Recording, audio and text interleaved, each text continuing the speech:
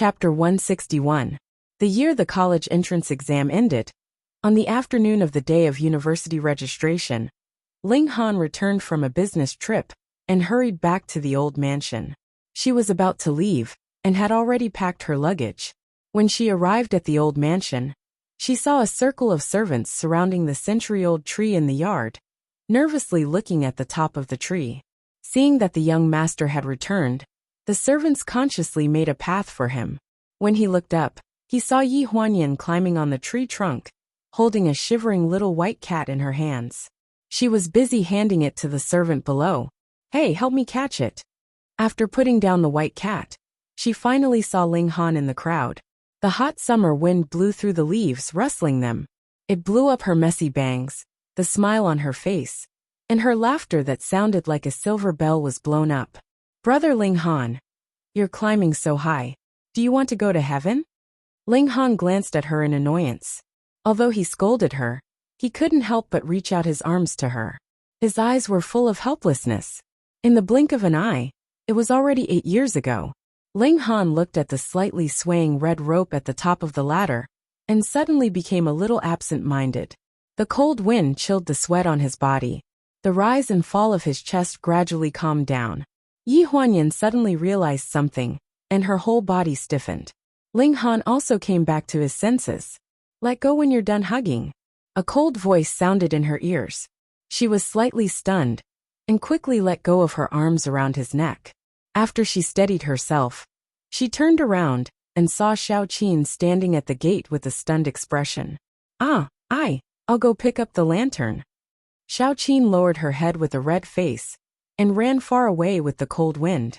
She picked up the red lantern that had been blown into the flower bed by the wind. Yi Huanyan lowered her head in embarrassment and didn't know what to say. After a while, she heard Ling Han's voice. "Why aren't you holding the ladder?" She raised her head and realized that at some point in time, Ling Han had already taken the lantern from Xiao Qin's hands and was preparing to climb up the ladder. "Oh!" She quickly turned around and steadied herself on the ladder. The big red lanterns are hung on the door frame again. At the same time, Xiao Qin has also pasted the couplet on the door. The sky is getting dark. Looking at the bright red color on the door, she finally feels that this cold old house has some New Year's atmosphere. After the reunion dinner, the old lady gave Yi Huanyan a red packet. She looked at the two people in front of her with a smile on her face. Ling Han curled his lips. "How old are you? Why are you still taking red packets?" "This is New Year's money," the old madam corrected. "1 year at a time. Older people want their children to grow slower. His brain isn't good to begin with. If he presses any further, he'll lose his brain." Hearing this, the smile on Yi Huanyan's face froze. She looked up at him embarrassed. The old lady glanced at Ling Han. "Stinking brat, you're always talking nonsense. I think you don't want your New Year's money. I'll give it all to Yin Yan." Sigh. Without waiting for Ling Han to refute, the old lady pulled out another red packet from behind her like a magic trick and stuffed it into Yi Huanyan's hand.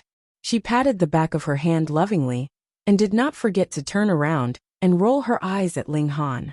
"Keep it well. I'm not giving it to him." Ling Han was speechless.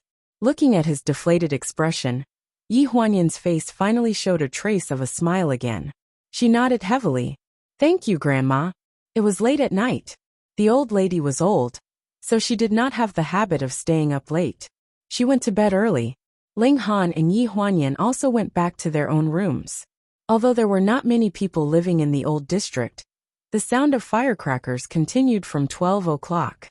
Like every New Year's Eve, the sound of firecrackers was so noisy that people could not sleep. In the end, they could not resist the sleepiness and fell asleep amid the sound of firecrackers. The next morning, Yi Huanyan woke up early and went to the old lady's room to pay her New Year's greetings. The old lady happily put on the new clothes Yi Huanyan bought for her and repeatedly praised her for her good taste. Xiao Qin also received a big red packet and said some auspicious words. Ling Han drove to the airport early in the morning. Your uncle and the others came back at this time in the past, but they couldn't get a taxi at the airport. Yi Huanyan supported the old lady in the living room to wait for her uncle's family. who only came back once a year. After breakfast, they chatted in the courtyard. Is second young mistress coming back this year? She hasn't been in good health these past 2 years. She was not comfortable traveling back and forth, so she didn't come back. She said that she was going to spend the holiday at first young mistress's house. Second young mistress is blessed to have so many children and grandchildren. Speaking of this, the old lady paused and suddenly sighed. She's a blessed person unlike me. The old lady only had one son, Ling Dongming. It was said that she had given birth to 2 children before, but both of them died young. When Ling Dongming was born, it was difficult to give birth. After that, she caught a cold and couldn't have another child. She didn't expect that her only son, who she had raised for more than 40 years, would be the one to send him off. She lost her husband in her middle age, and her son in her later years. If the old lady hadn't been a strong person, she probably wouldn't have been able to survive. Yi Huanyan knew that she had said something wrong, and reminded the old lady of sad things, so she felt a little sad. Grandma, your good fortune is still to come. Don't you still have a grandson? Ling Han is now one of the top business tycoons in Lanjiang City. Everyone knows his name. There will definitely be great fortune for you to enjoy in the future. These were all comforting words. After saying it a lot, people would believe it. The old lady had lived for more than half of her life, so she knew better than anyone. She had heard many comforting words, but in the end, she still had to be open-minded. She smiled. I'm not asking for great fortune. My only wish now is that you and Ling Han can give birth to a great-grandson for me to see. At the mention of this, Yi Huanyan's face slightly stiffened. She forced a smile, but didn't know what to say in response. She had no idea how to cross the gap between her and Ling Han. She could only take one step at a time. As they spoke, the sound of a car driving past came from the front yard. Not long after, there was a burst of noise. Naneo's laughter came from adults and children. The whole yard seemed to be lively all of a sudden. It's Uncle's family. Yi Huanyan's eyes lit up. The old lady stopped in her tracks and smiled when she heard that. Isn't that so? I heard Ling Li's voice. Who is she arguing with again? The first to appear at the entrance of the yard was Ling Dongyu's eldest son, Ling Zhan. He was already 1.8 meters tall at the age of 15, and he was more eye-catching than the average teenager. He had inherited his mother's delicate features. He was carrying things and walking towards the living room. When he got closer, he gave the old lady a New Year's greeting.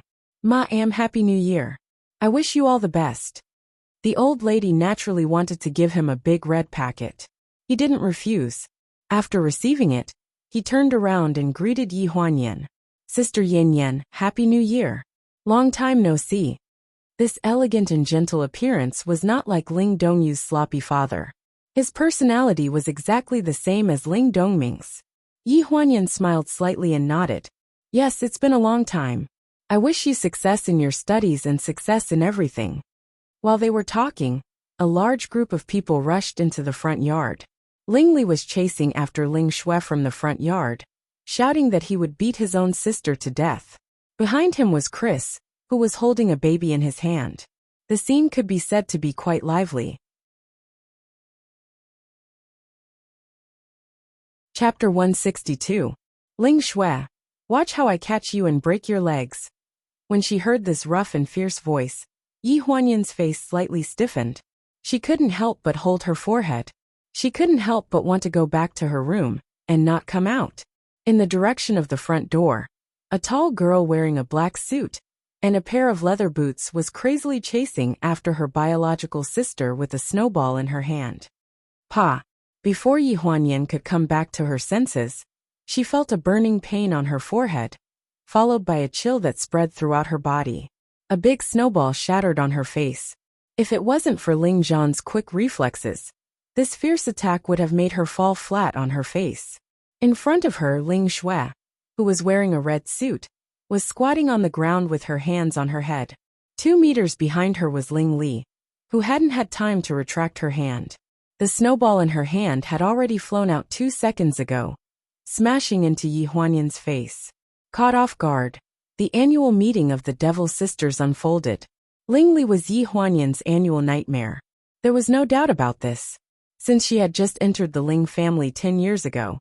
During the new year, the 3-year-old Ling Li gave the 17-year-old Yi Huanyan a head-on blow. At that time, she was still a child and couldn't even walk properly. According to the elders in the family, no matter what the younger sister did, the older sister had to tolerate it. Therefore, Yi Huanyan could only tolerate this younger sister of hers, whether it was peeing on her body, pulling her hair, or other bad things. Originally, she thought that it would be better when she got older. However, as she grew older, this younger sister of hers would steal the snake's nest in the old house in the winter, and secretly put the hibernating snake's egg into Yi Huanyan's bedroom. This scared Yi Huanyan so much that she had nightmares for the whole year.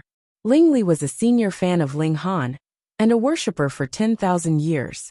Naturally, she couldn't accept this annual meeting. Yi Huanyan, who was always by Ling Han's side, seemed to have become her archenemy. Every new year, she would be tortured by her, until she shed a layer of skin. Ling Zhan scolded Ling Li while using a handkerchief to help Yi Huanyan clean up her red face. Yi Huanyan saw the black shadow approaching, and could already feel the thick malice. Ling Li, Ling Shui, come over and apologize. What are you two doing? Didn't you say that you would behave when you came back? Ling Zhan's voice rang in her ears. No need. No need to apologize. Yi Huanyan instinctively took a step back and said embarrassedly, I was just kidding. 2 deep meanings, one black and one red, walked over from the snow. I didn't do it on purpose. I'm sorry. The voice belonged to Ling Li. Yi Huanyan didn't react for a moment. She stared blankly at the young girl in front of her, who had grown into a slender and elegant girl. She couldn't believe that such words could come out of the mouth of this young girl, who was like a devil incarnate. Although the tone of the apology was a little stiff and awkward, it didn't seem like she was unwilling. Ling Shui apologized. She even pulled on the shoulder of her younger sister beside her. Her expression was serious, just like an older sister. The 10-year-old girl beside her was half a shoulder shorter than Ling Li. She was wearing a very festive red cotton-padded jacket. She stuck out her tongue and gave Yi Huanyan an apologetic smile. Sister Yin Yin, I'm sorry. I didn't know you were in front. I was just avoiding my sister's pursuit. They hadn't seen each other for almost 2 years. The last time they met was before the New Year 2 years ago, at Ling Dongming and Jiang Mailan's funeral.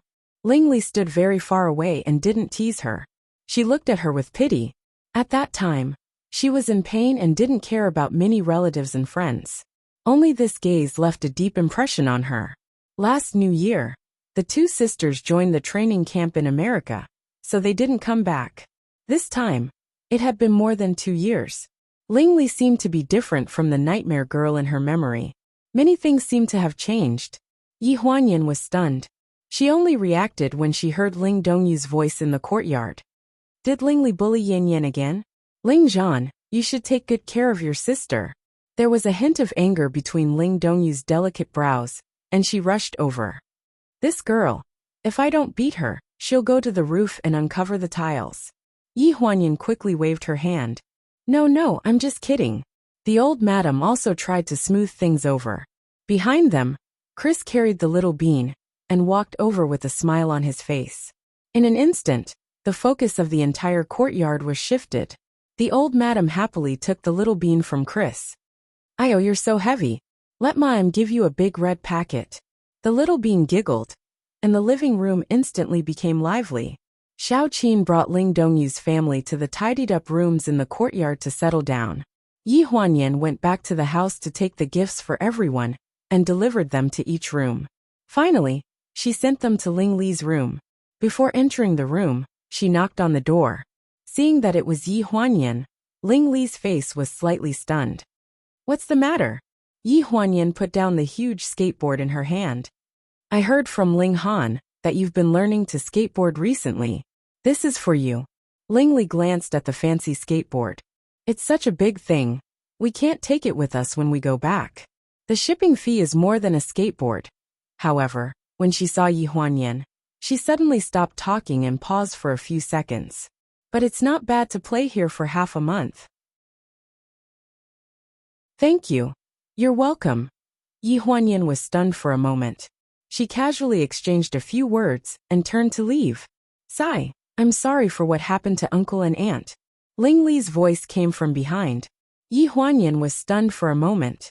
She finally realized that Ling Li's change in attitude towards her was because of the deaths of Ling Dongming and Jiang Milan 2 years ago. She frowned and turned to look at Ling Li. Is this the reason why your attitude towards me suddenly changed? Ling Li's expression was a little unnatural. She turned her head to avoid Yi Huanyan's gaze. I admit that my attitude towards you wasn't very good in the past. My brother said that you didn't have a mommy, so I should take care of your emotions. Last New Year, I also thought that you might be in a better mood if you didn't see me, so I didn't come back. However, I really like China. In the future, I'm going back to China. I can't never come back, so I think that at most we should coexist peacefully. Seeing her serious expression, Yi Huanyan was suddenly amused. Coexist peacefully? Ling Li looked up at her. Of course, the prerequisite is that you stay away from my brother Ling Han.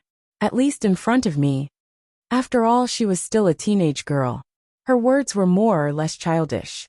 Yi Huanyan suddenly felt that this nightmarish sister didn't seem to be that scary. She couldn't help but tease. You're not going to marry Ling Han? When this girl was young, she had always clamored to marry Ling Han when she grew up. At this point, Ling Li suddenly raised her head and said angrily, My mommy told me that relatives can't marry each other. The children they give birth to will also have congenital deformities. Yi Huanyan's expression stiffened as she said embarrassedly, You've really considered this seriously.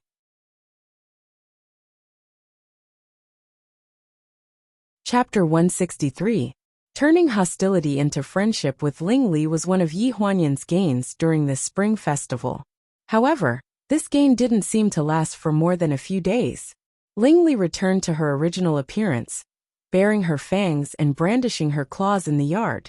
Although she didn't prank her by moving the snake's nest into her room, she still caused her a lot of trouble. What happened to taking care of her grief of losing her parents? However, this was also good for Yi Huanyan. Facing the pitiful gaze of the little girl younger than her made her feel uncomfortable. After the second day of the Lunar New Year, Ling Han had to go to Wen Qingwan's parents' house to stay for a while. Yi Huanyan was the only one left in the old house to take care of the children. Ling Li was a little crazy who couldn't be locked up. After Ling Han left, she quickly got rid of the burden of being an idol. In just 3 days, she had already climbed all the trees in the old house with her sister Ling Shui. When the stray cats around saw her, they were so scared that they took a detour. Yi Huanyan was afraid that if she continued to make trouble, she would climb the wall and go to other people's houses to make trouble.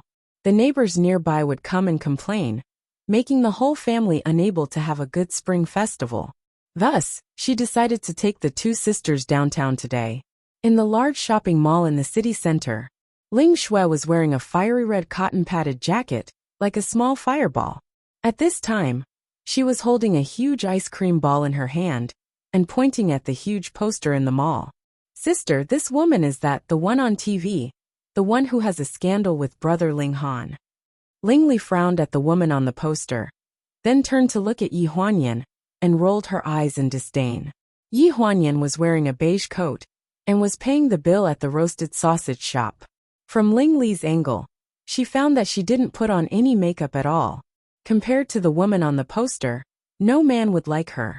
Yi Huanyan came back after paying the bill and handed Ling Li and Ling Shui a roasted sausage each.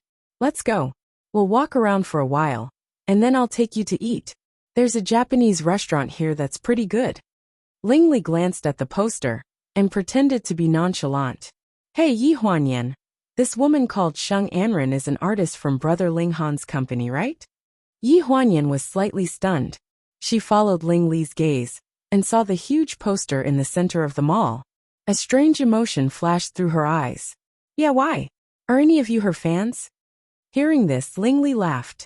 How is that possible? Are we crazy? Like this kind of woman? She doesn't look like she's capable at all. She's just a pretty face. Hearing this answer, the corners of Yi Huanyan's mouth curled up into a smile, which fell into Ling Li's eyes. Let's go. I'll take you to eat Japanese food. In the Japanese restaurant downstairs, there weren't many people, but they were all seated in the booth. Yi Huanyan lowered her head and ordered the food. Ling Shui, who was sitting opposite her, was biting the grilled sausage. She tugged at Ling Li's sleeve with her other hand and whispered, "Sister." Following Ling Shui's gaze, Ling Li raised his head and looked. There was a man and a woman sitting by the window. Ling Shui saw Ling Han first, but Ling Li had sharp eyes. Following the direction she pointed, he saw the woman opposite Ling Han at a glance. "You really get what you want." A trace of displeasure flashed through Ling Li's eyes. "Hey, what are you two eating?" The woman's figure in the distance suddenly got up and walked in the direction of the bathroom. "I want to go to the bathroom. You order." Ling Li suddenly stood up. "Me too," Ling Shui echoed. She was still holding half a grilled sausage in her hand. Yi Huanyan was slightly stunned. "Oh, that's fine. You know where the bathroom is, right?" "Yes." Yi Huanyan looked back worriedly at the two sisters. From the corner of her eye, she caught a glimpse of a familiar figure by the window. She didn't know if it was telepathy, but Ling Han also raised his head at this moment. Even though she looked away in time, she still couldn't avoid his gaze. There was a sound of footsteps behind her, followed by a familiar voice. "Yi Huanyan, why are you here?"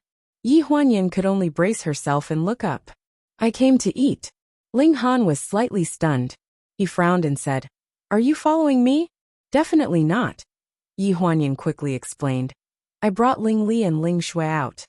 Ling Han raised his eyebrows, pulled out a chair, and sat directly opposite her. "Oh, where are they?" "They went to the bathroom." "Your ability to make up lies has improved a lot." "It's true." Yi Huanyan's eyes flashed with a trace of anger. "Why would I follow you?" "Because." When the words were about to come out of his mouth, Ling Han was slightly stunned. He thought about it and didn't say it out loud. He muttered, "If you're not following me, then so be it." Yi Huanyan heaved a sigh of relief. After looking at him for a while, she hesitated and said, "Are you alone? Do you want to eat together?" Ling Han was slightly stunned. Of course he wasn't here to eat alone. Yi Huanyan instantly understood and quickly waved her hand. "Well, it's not convenient, right? You should be. You came out with your grandmother's relatives, right?" He didn't know why, but when she asked, Ling Han suddenly felt guilty when he came out to eat with Sheng Anren openly and to talk about work. It was as if these days of peaceful coexistence had become a habit for him, and he didn't want to break this kind of harmony. It seemed that as long as he said the three words Sheng Anren at the moment, the piece they had painstakingly painted would collapse in an instant. In the bathroom, Sheng Anren came out to wash her hands after going to the toilet. Next to the sink was a beautiful mixed-race girl, wearing a black coat, with cold eyebrows and varied temperament. She couldn't help but look at her. When she turned around, she didn't pay attention to it. She only heard a little girl's exclamation. When she reacted, her white sweater was covered with oil. The culprit was a grilled sausage in the hand of the little girl in red who had just rushed in. "My grilled sausage?" Ling Shui stared at her grilled sausage in disbelief. After 2 seconds, she suddenly began to cry out loud. "Hey, what's the matter with you? I haven't asked you how you hit me. Do you know how much my clothes cost? You can't afford it even if you sell it. Are you going to sell my sister?" Suddenly there was a gloomy voice behind him. Sheng Anren frowned. "What's your sister?" "You too." The sound of crying in the bathroom attracted many people to look in the direction of the bathroom. Yi Huanyan suddenly remembered that Ling Li and Ling Shui were still in the bathroom. He jumped up from his chair and ran toward the bathroom. Pushing through the crowd, a woman's figure was facing Yi Huanyan with her back to him, screaming and trying to shake off the hand of a girl in black. Ling Shui is sitting on the ground and crying with her mouth open. "You bully my sister, don't go." Ling Li's voice was very cold and crisp. She refused to let go of the woman's arm. It could be seen from the woman's red wrist that she had used a lot of strength. "Whose child has no one to take care of it? Let me go." "Who bullied your sister?" "It's your sister who dirted my clothes." The woman's scream was very harsh.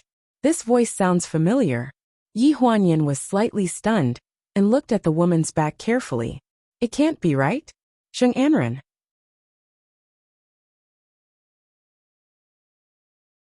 Chapter 164.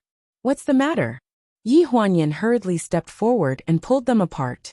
Ling Li, who was 13 years old, inherited her mother Chris's long legs. She was as tall as a high school girl in China. In addition, girls who lived abroad always dressed more maturely. She looked like a girl who was 17 or 18 years old. In addition, she was born with sports talent. At this moment, she pulled Sheng Anren, which was an overwhelming victory. It was not easy to be pulled away by Yi Huanyan. Hearing the familiar voice, Sheng Anren frowned and looked up to see Yi Huanyan. Her face suddenly sank. Yi Huanyan? Don't tell me you brought these two children. Yi Huanyan looked back and closed the door of the bathroom. As you can see, I brought these two girls, but you're deliberately looking for trouble, aren't you? Before Yi Huanyan finished speaking, Sheng Anren turned her face. You know I'm having dinner with Ling Han here. You deliberately found two children to dirty my clothes and want me to make a fool of myself? Yi Huanyan frowned. Are you having dinner with Ling Han? What are you pretending to be? Sheng Anren's face sank. I hate your pretentious look. Get out of here. Wait a minute. Yi Huanyan raised his arm in front of her. What else do you want? I have to make it clear first. Our children don't know you at all. Why do you say they are deliberately looking for trouble? If there is, we will apologize. If not, I brought them out, and I can't let them be bullied at will. Sheng Anren frowned, pulled the white sweater under her coat, and said coldly, Bully at will? Yi Huanyan, get your facts straight. Do you see? Do you know how much this sweater costs? Do you see it? It's this bitch who came out of nowhere who rubbed it on me. Is that so? Yi Huanyan turned to look at Ling Li. Ling Li raised her chin with a proud look. Who did it on purpose? I was washing my hands when came in to look for me. She was the one who turned around and accidentally bumped into me. How is it that we did it on purpose? Ling Li was an unforgiving person when he was in the right, and when he was not in the right, he would snatch 3 points. Yi Huanyan was well aware of this. She remembered that she had seen Sheng Anren's big poster in the mall before dinner. She understood a little in her heart, but she was too lazy to tell her. She lowered her head, pulled Ling Shui up from the ground, and said in a muffled voice, Sheng Anren, I'll compensate you for your clothes. Whether the children did it on purpose or not, I'll apologize for them. But you have to apologize to them too. Sheng Anren frowned and looked at Yi Huanyan in disbelief. You have a fever? What nonsense are you spouting? Why should I apologize to these two brats? You have to apologize or twice. Yi Huanyan took Ling Shui's hand and looked serious. The first time you called Shui a bitch. The second time you called them a brat. You can have no family education, but in front of children, if people with no family education don't apologize, they will think that there are no serious consequences for having no family education. If they learn bad things in the future, I can't explain it to their parents. Hearing this, Sheng Anren sneered. Yi Huanyan, are you kidding? Whether your children will learn bad things or not has nothing to do with me. Forget about the compensation. I have something to do. I don't want to talk nonsense with you. After saying this, she opened the door of the bathroom and left without looking back. Hey you!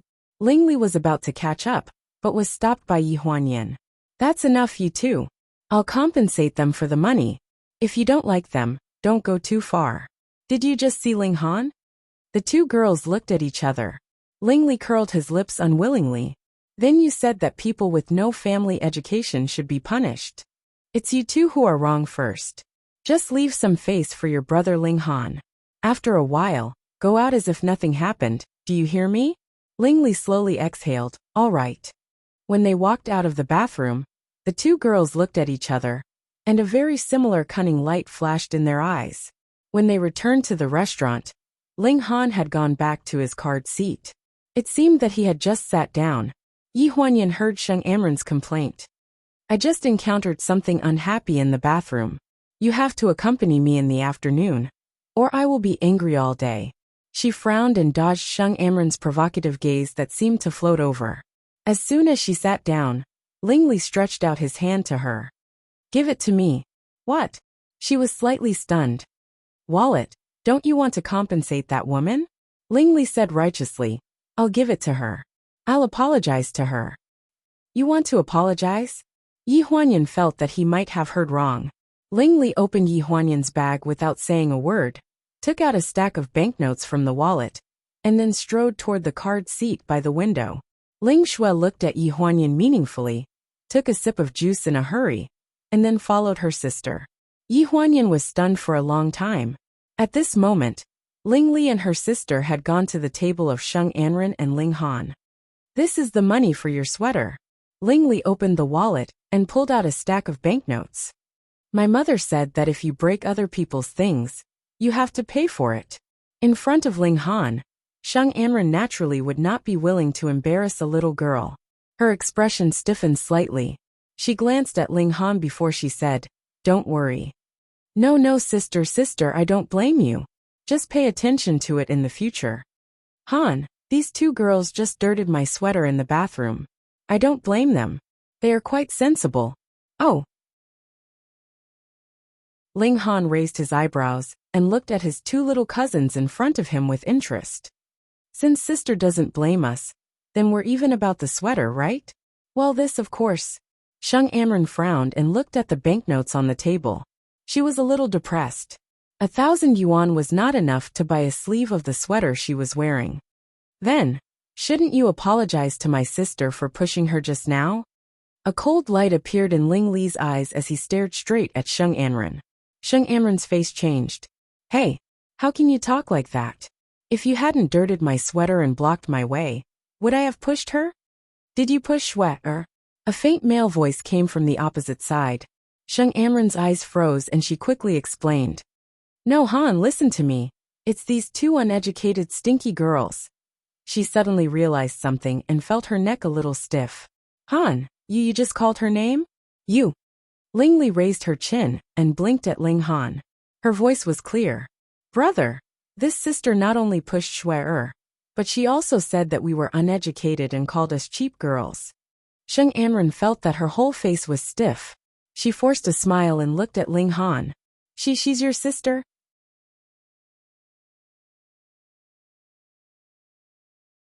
Chapter 165. Ling Han's face darkened a little, and his eyes were alienated. What do you think? Sheng Anren's heart sank to the bottom of the valley. He looked embarrassed and forced a smile. That's really a misunderstanding. It's just a misunderstanding. Brother, is this your girlfriend? Ling Li deliberately raised his voice and said contemptuously. My grandmother, my parents, and my mother don't seem to like this kind of woman very much, right? Sheng Anren's face darkened even more. Ling Han put down the cup in his hand, and his eyes were cold. Anren, I have something to do today. Let's make an appointment another day. Han. Sheng Anren hurriedly stood up. I really didn't mean to. I didn't know they were your sisters. Ling Han had already picked up his coat, took Ling Shui's hand, and left decisively. Ling Li, who had fallen behind, turned around and glanced at Sheng Anren. I didn't just say that to stimulate you. You'd better take it to heart. If there is really someone in the world who can match up to my brother Ling Han, that person can only be Yi Huanyan. After saying this, Ling Li threw Sheng Anren a very complacent look and immediately turned away.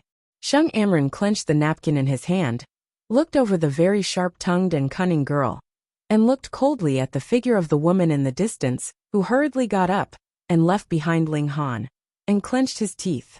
Yi Huanyan, it was Yi Huanyan again. She was just a burden brought into the Ling family by Ling Han's stepmother. Why was she worthy of him? What qualifications did she have to deserve him? Yi Huanyan saw Ling Han holding Ling Shui's hand and leaving, so she hurriedly packed up and paid the bill to follow them. She didn't even have time to figure out what had happened, and inexplicably followed Ling Han and Ling Shui out of the Japanese restaurant. What did you just say? Did your brother just leave Sheng Anren alone? Ling Li followed beside her. A trace of craftiness flashed in his eyes as he whispered. Don't worry about what I said. My brother is definitely planning to eat with us now. I'm not helping you for free. My mommy said that the cost of transporting my skateboard back to the United States will be deducted from my pocket money. You pay for me. The group was led by Ling Han through the mall and finally arrived at a Chinese restaurant. By the time they finished eating, it was already past 3 in the afternoon. Fortunately, with Ling Li and Ling Shui around, the dining scene wasn't too awkward. Ling Shui nestled by Ling Han's side and ate whatever he fed her. She was clearly a 10-year-old girl and was considered to be taller than her peers. However, she had a very childish baby face no matter how one looked at it. She looked like a 5 or 6-year-old child, and anyone would want to go up and pinch her. Looking at how Ling Han dotingly picked up food for Ling Han, Yi Huanyan sighed in her heart. Ling Han was a siscon, wasn't he? Ling Li was such an unreasonable girl. She could see at a glance that he was deliberately teasing Sheng Anren. How could he not see it? How could he just leave Sheng Anren alone? After the meal, Ling Han wiped Ling Shui's mouth and looked up. It's getting late. I'll take you home. Yi Huanyan was about to agree when Ling Li interrupted. But Shui, and I still want to go to the game hall to catch dolls. Ling Han was slightly stunned. He looked down at the well-behaved Shui beside him. Is that so, Shui? Ling Shui glanced at her sister and nodded with a smile. Her voice was sweet. Yes, catch dolls. I want that snowman doll. Ling Han looked up at Yi Huanyan. I'm fine. Why don't you take them there, and I'll go home by myself. The moment he finished speaking, Ling Li, who was by his side, rolled his eyes. You really can't support a wall with mud. Ling Han glanced at Yi Huanyan. You brought them out. Now you're going back by yourself. How are you going to explain it to Uncle? Yi Huanyan was stunned for a few seconds. It took a long time for her to understand what Ling Han meant. Ling Li walked past her and glanced at her. Idiot. The first floor of the mall was the game hall where the wind and clouds rose again. The entire first floor of the basement was filled with claw machines, big and small, and all kinds of dolls. After exchanging for a basket of game coins, Ling Li pulled Ling Shui and began to play in the game hall. As soon as he turned around, he disappeared. Ling Han looked at the claw machine in front of him that had just been abandoned by a couple. He glanced at Yi Huanyan, who was holding a frame and didn't know what to do. Do you want that? Yi Huanyan was stunned for a few seconds. Huh? Ling Han looked a little uncomfortable. He frowned and said, You have nothing to do. Are you going to stand here until it's dark? The claw machine that had just been abandoned by a couple had Doraemon in it. It was very big, and it required 3 game coins to catch it. Ling Han took 3 game coins from the frame in Yi Huanyan's hand and put them in. He lowered his head and studied the claw machine. Then he pressed the catch button. Yi Huanyan muttered softly, You can't catch it like this. Ling Han frowned and said contemptuously, How is that possible? In the next second, the claw of the machine had just hooked onto Doraemon's body. Before it could be lifted completely, it fell through the gap between the claw. Ling Han's face instantly darkened. There's something wrong with this machine, right? How can such a loose claw catch it? Yi Huanyan's face stiffened. She handed over 3 game coins and probed. Why don't you try again? Try again. The result was the same. 3 times failure. 4 times failure. Seeing the man's face getting darker and angrier, Yi Huanyan suddenly felt like laughing. Ling Han's tone was sullen. Who's the owner of this shop? This kind of machine definitely can't catch anything. Yi Huanyan carefully observed his expression. Why don't I try? You. Ling Han glanced at her and did not comment. Yi Huanyan put the box in her hand into Ling Han's arms, took out 3 game coins, and stuffed them into the coin slot. After hearing the sound, she began to adjust the direction of the controller. After looking at the distance from the side, she waited until the last second when her claws naturally fell. Then she pressed the grab button again. After Doraemon was firmly grabbed, it reached the top and shook violently. There was a cry of surprise behind her. Yi Huanyan turned around in surprise, only to see Ling Han's tense expression. A person who wasn't even this nervous when talking about a collaboration worth tens of millions showed such an expression when looking at a claw machine? Yi Huanyan was stunned for a few seconds. Suddenly, she saw his eyes widen. At this time, her hand that was holding the handle trembled slightly. She looked in the direction of the sound. The cover of the claw machine moved, revealing one of Doraemon's legs. This is a matter of luck, right? Ling Han took out the plushie from the machine. He frowned and awkwardly stuffed it into Yi Huanyan's hand. Yi Huanyan nodded slowly and hid the smile in her heart. Well, You can say that. Ling Han did not know that Yi Huanyan was still in junior high when she started playing with the claw machine. She was considered the little tyrant of the arcade back then. Even the boss would tremble when he saw her. However, in front of the person she liked, she should at least give him some face. After all, men cared about face the most. You should do it. My luck should be used up. Yi Huanyan smiled slightly.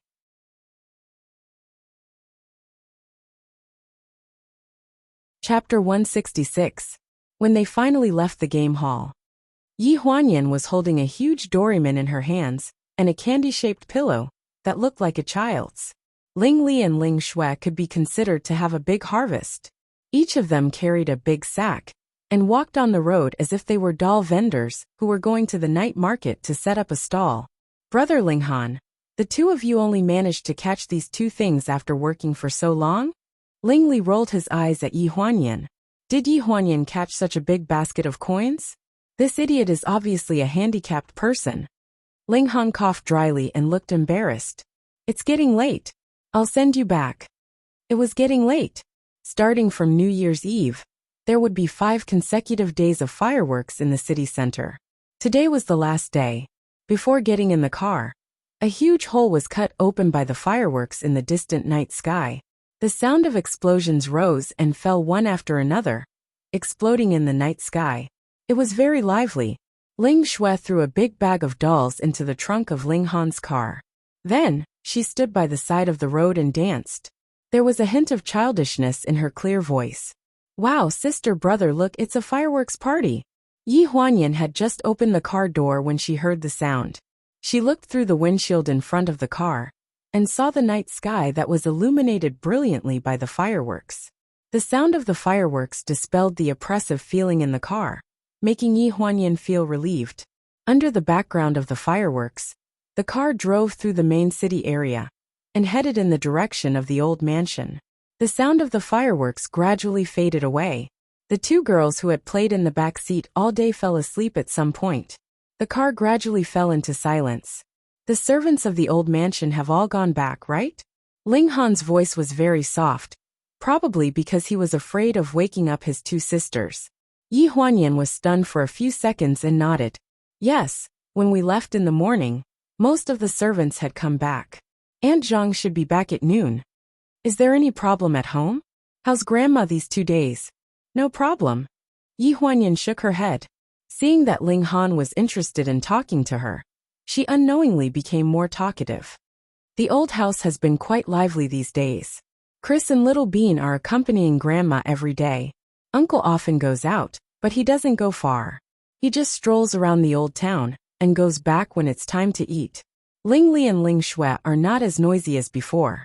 They are more or less sensible, but Grandma still says that it's better for children to be noisy.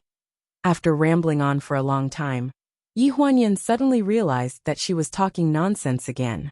Her throat seemed to be blocked by something. She slowly turned her head and nervously observed Ling Han's expression. His expression was calm as he stared straight ahead at the road in front of the windshield. His side profile was as cold as ever, and his hands on the steering wheel looked very serious. Almost there. Yi Huanyan watched as his thin lips moved up and down a few times before his voice rang in her ears. He didn't seem to be annoyed with her. She slowly exhaled, nodded, and replied, yes. Compared to the bustling city center, the old town with firecrackers everywhere and the big red lanterns on the doors of every house was more festive. When they got out of the car, Yi Huanyan woke up the two girls in the back seat. The two rubbed their eyes and yawned as they got out of the car and staggered into the house. The helpers helped carry the things in the trunk and followed them. Yi Huanyan unbuckled her seatbelt and turned around to ask, aren't you coming down to see Grandma? Ling Han held the steering wheel with an indifferent expression. No need. They called to rush me. He was referring to Wen Qingwan's maternal family, his maternal grandfather's family. Yi Huanyan was slightly stunned. It was as if she had touched a minefield. She was cautious and didn't dare to ask more. Then be careful on the road. She pushed open the car door. When she left, her expression was a little stiff. A cold voice came from behind her. I'll be back before the 8th. She didn't know if his voice was too soft or the night wind was too strong. But this voice sounded a little dreamy to Yi Huanyan. It wasn't real. Ling Han's car drove away. From afar, she could only see the back of a car with black and gray exhaust fumes disappearing around the corner of the street. She stood at the door in a daze, a little absent-minded. Her mind replayed the moment she turned around to look at his mouth, the indifferent expression on his face, and the sentence floating in the wind. The wind in the old town is strong. It's easy to catch a cold. Don't stand outside. Hurry up and go back. These words were genuinely concerned about her, right? She stood in the wind for a long time, and took a deep breath, as if she was secretly confirming something in her heart. After a long while, the corners of her mouth finally bloomed into a smile. Late at night, Yi Huanyan tossed and turned, unable to sleep. She got up to take a look. It was snowing outside, so she simply put on a coat and went out to enjoy the snow. Standing at the door, she rubbed her hands. A gust of cold wind blew in her face, and the snow fluttered down in the courtyard like cotton wool. With a creak, a tall and straight figure walked out of the room diagonally opposite. He closed the door sneakily, then slowly turned his head and met Yi Huanyan's eyes. "Uncle, you are." Yi Huanyan stared at Ling Dongyu in a daze. His well-defined hands were holding half a pack of cigarettes. When he heard the sound, he suddenly shrank back and looked up at Yi Huanyan in embarrassment. "Yin, this ha, it's snowing. The scenery outside is pretty good. I came out for a walk." In the corridor, Ling Dongyu lit the cigarette at the tip of his finger. After taking a puff, he exhaled a puff of smoke in satisfaction. "It's just smoking. Why are you being so sneaky?" Yi Huanyan was a little puzzled. "Didn't Chris let you smoke?" Ling Dongyu waved his hand that was holding the cigarette. The smoke in the corridor was even thicker. Yi Huanyan hid back, avoiding the smoky air. "She doesn't care about me." Ling Dongyu's voice was very casual. "Then why?" "It's all because of Ling Zhan. A month ago, I made an appointment with him to quit smoking." Ling Dongyu frowned and was quite dissatisfied. How old is this damn brat to start learning to smoke? What's wrong with him? He's making a mess at home with Chris. Yi Huanyan was slightly stunned. "Are you saying that Ling Zhan is smoking?" The 15-year-old Ling Zhan had always been a representative of good conduct. He was completely different from his father, Ling Dongyu, who was not good since he was young. Since he was young, he did what his parents asked him to do well, and he firmly refused to do what he was not allowed to do. He did not look like a child who would smoke. "Then uncle, what are you?" "I've been smoking for so long. How can it be so easy to quit? I'll just coax the child." "You didn't see anything today." Ling Dongyu turned around and stubbed out the cigarette, but in the snow in the corridor. He grinned at Yi Huanyan. "Don't tell Ling Zhan." After saying this, Ling Dongyu raised one leg and directly stepped over the wooden railing of the corridor. He crossed the snowy courtyard and quietly returned to the house. Yi Huanyan smiled helplessly. Just as she was about to return to the house, there was another creak. Yi Huanyan was stunned. She looked up and saw Ling Zhan standing at the door with half a pack of cigarettes in his hand. When he saw Yi Huanyan, his face tightened a little, just like Ling Dongyu.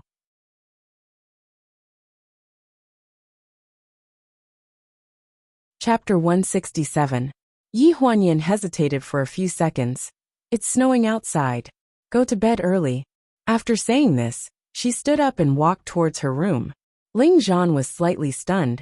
He thought that it was already late at night, so there wouldn't be anyone outside. He didn't expect to meet Yi Huanyan. Yi Huanyan had been in the Ling family since he was very young. In his heart, Yi Huanyan wasn't an outsider. It wasn't until 2 years ago at Ling Dongming's funeral, when he heard his relatives talking about how to deal with Yi Huanyan, that he suddenly remembered that Yi Huanyan wasn't a member of the Ling family. "Sister Yin Yan." He called out to her in a hoarse voice. "Yes."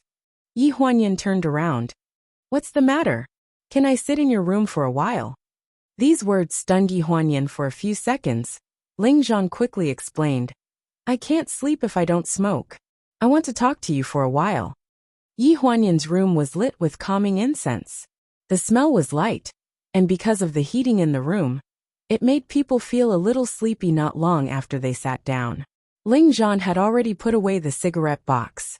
Yi Huanyan wrapped her own snack box from the bedside and placed it on the table. These were given to me by my friend before the new year. There are sweet, salty, and sour ones. Eat whatever you like. Ling Zhan was slightly stunned. Sister, I'm not a child anymore. These words made Yi Huanyan's hand that was holding the snacks pause for a moment. Suddenly, her expression was a little embarrassed. That's true. Have some tea then. A teenage boy who had just reached the rebellious stage should be very unwilling to be treated like a child by others. Although in Yi Huanyan's eyes, the 15-year-old Ling Zhan was indeed a child. Ling Zhan lowered his head and took a sip of the tea. It was jasmine tea. It was fragrant and left a lingering aftertaste just like her. Are you really going to marry brother Ling Han? He suddenly asked. Yi Huanyan was stunned for a second. You know, more than half a year ago, Song Yunxian went to ask her grandmother to tell her about her relationship with Ling Han. Before Ling Han agreed, her grandmother didn't want Song Yunxian's reputation to be damaged, so she didn't tell anyone about it. However, Ling Zhan was a member of the family. When he came back for the spring festival, it was normal for him to hear her grandmother and Chris talk about it when they were chatting. Ling Zhan frowned. So it's true? Do you agree? Yi Huanyan laughed self-deprecatingly. She was the one who asked for it. How could there be such a thing as whether she agreed or not? Ling Zhan's frown deepened when he saw that she only smiled without saying anything. That's true. Ling Han is a very outstanding person. All women should like him. How old are you? You're already starting to like someone? Yi Huanyan suddenly looked at Ling Zhan with interest. Don't tell me you're in love. Ling Zhan suddenly blushed. No, Sister Yan Yan. You're thinking too much. Yi Huanyan raised her eyebrows and looked up at the clock on the wall. It's fine if you're not in love. Ling Zhan, it's getting late. Go back and get some rest. It was already past 1 in the morning. Ling Zhan didn't seem to be tired, but Yi Huanyan's eyelids were already starting to droop. She couldn't help but yawn, thinking that children were so energetic. Ling Zhan didn't want to leave, but when she saw Yi Huanyan yawn, she didn't want to stay. Seeing Ling Zhan walk to the door, Yi Huanyan suddenly spoke. Smoking is bad for your health. It's just a temporary solution. If there's anything bothering you, you should tell me. If you want, I can listen to you at any time. Ling Zhan was a sloppy person. He was now in his 30s, but he still did things all day long. Chris often had to clean up after him. There were many children at home, so it was normal that Chris couldn't take care of him. It was a miracle that Ling Zhan could grow up to be such an outstanding young man. So Yi Huanyan didn't think that his little rebellious smoking was a big deal. She just wanted to remind him that it was bad for his health. Ling Zhan's figure stiffened slightly, and he suddenly whispered, There's nothing bothering me. After closing the door, Ling Zhan stood in front of Yi Huanyan's room and slowly exhaled. He took out the half-pack of cigarettes from the pocket of his down jacket. After hesitating for a while, he threw it into the trash can. He and his 2 sisters had known Yi Huanyan for the same amount of time, 10 years. However, 10 years ago, he was 5 years old, so he was the first among the 3 of them to start remembering things. Therefore, these 10 years were the 10 years that he remembered very clearly. The next morning, Ling Shui's screams and cheers rang out in the courtyard. When Yi Huanyan got up, rubbing her eyes and yawning, the 2 sisters were already building a snowman in the courtyard. Seeing Yi Huanyan come out, Ling Li grabbed the scarf around her neck and said, Lend me this. After saying that, he put her scarf around the snowman's neck. Yi Huanyan touched her neck that was kissed by the cold wind and sneezed. She was completely awake. Ling Li, don't you have a scarf around your neck? Ling Zhan's voice sounded beside him. Ling Li didn't even turn his head. I'm cold. Yi Huanyan's face darkened. Before she could react, her neck suddenly felt warm. The checkered Burberry scarf was wrapped around her neck. She lowered her head and smelled the faint scent of detergent.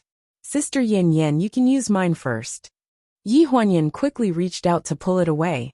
No, if you catch a cold. I'm a man. The young man's stubborn eyes shone with a strange light. Yi Huanyan didn't refuse. Okay then, pull your collar up.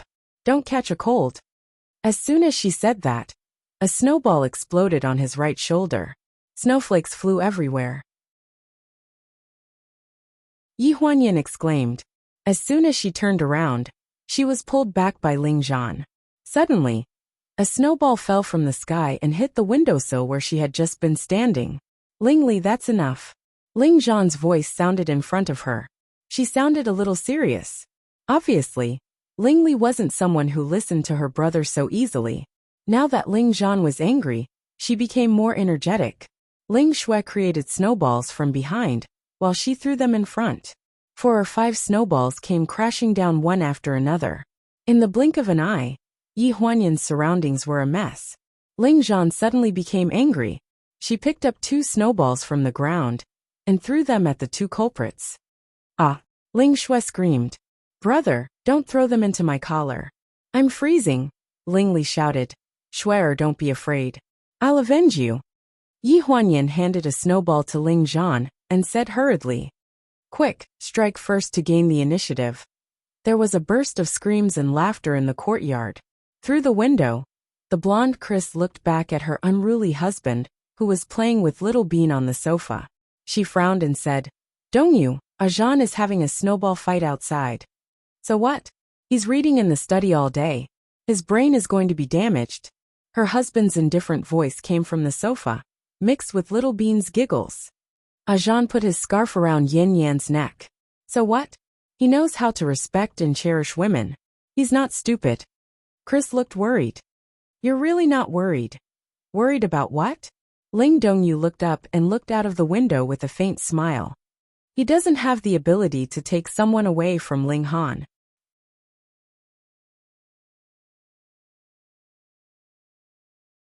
Chapter 168. When Ling Han stepped into the courtyard of the East Courtyard, a snowball hit him right in the head. It exploded and snowflakes flew everywhere. His face froze, and he looked in the direction the snowball came from. Behind the red pillar in the corridor, Yi Huanyan was looking at him in surprise. It wasn't the 8th day yet. Why was he back? Ling Li, on the other hand, stuck his head out from behind the snow pile and cried out in alarm. Ah! Yi Huanyan, how old are you? Why are you playing with kids?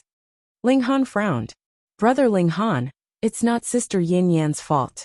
We were the ones who played with her. Beside Yi Huanyan, another figure walked out from the shadow of the pillar. It was Ling Zhan. Ling Han finally noticed the man's scarf around Yi Huanyan's neck. His face suddenly darkened. The whole courtyard is covered in snow. Is it a joke to fall and knock your head on the ground? Ling Han's return put an end to the snowball fight. Aunt Zhang came to the courtyard and urged them to go out for breakfast. Ling Li and Ling Shui saw that the situation was not good, so they ran away with Aunt Zhang. Only Yi Huanyan was left in the courtyard. Ling Zhan, who was about the same height as her, followed by Ling Han, who was slowly walking in from the entrance of the courtyard. Of course, there was also the couple and the little boy who were hiding in the opposite room. Aren't you worried that your son will be crushed by Ling Han, and his self-esteem will be hurt? Chris looked out of the window worriedly. Ling Dongyu crossed his legs and looked indifferent. If you don't let him suffer some setbacks, he won't be able to release his adolescent restlessness. He's 15 years old and has never fought or argued with anyone. He always gives in to others and doesn't even have a hobby. I don't think he's like my son. Hearing this, Chris rolled his eyes. You have a lot of hobbies. Didn't he learn to smoke from you? I smoke for enjoyment. He smokes to vent. It's different. You always have a reason. Chris was too lazy to talk to him. He turned around and continued to look out the window. Opposite the window, Ling Han walked closer and glanced at Ling Zhan. You go eat first. Normally, Ling Han was the eldest cousin who always kept his word. No matter what he said, the younger siblings would never object.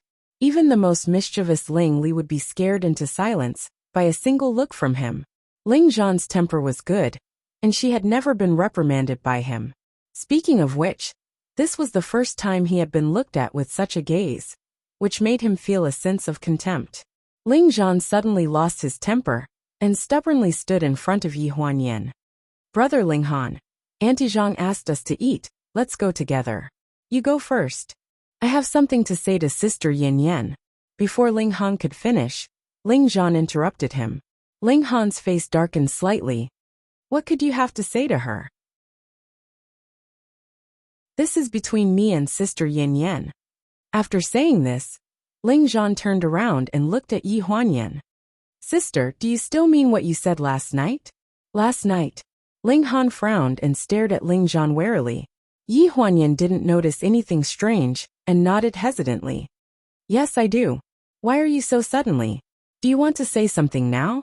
I have something to give you. Come with me. Ling Zhan didn't say anything. She pulled her wrist and walked towards her room. Yi Huanyan. Ling Han's cold voice sounded behind her. Did he rush back to the old house early in the morning, just to see her look like an idiot who couldn't see anything? Yi Huanyan hurriedly turned around and glanced at him. Before Ling Zhan pulled her away, she hurriedly said, Go ahead and eat. Well, you go to eat first. Ling Zhan may want to talk to me about something. I'll go there later. Seeing Yi Huanyan disappear from Ling Zhan's room, Ling Han's face turned green.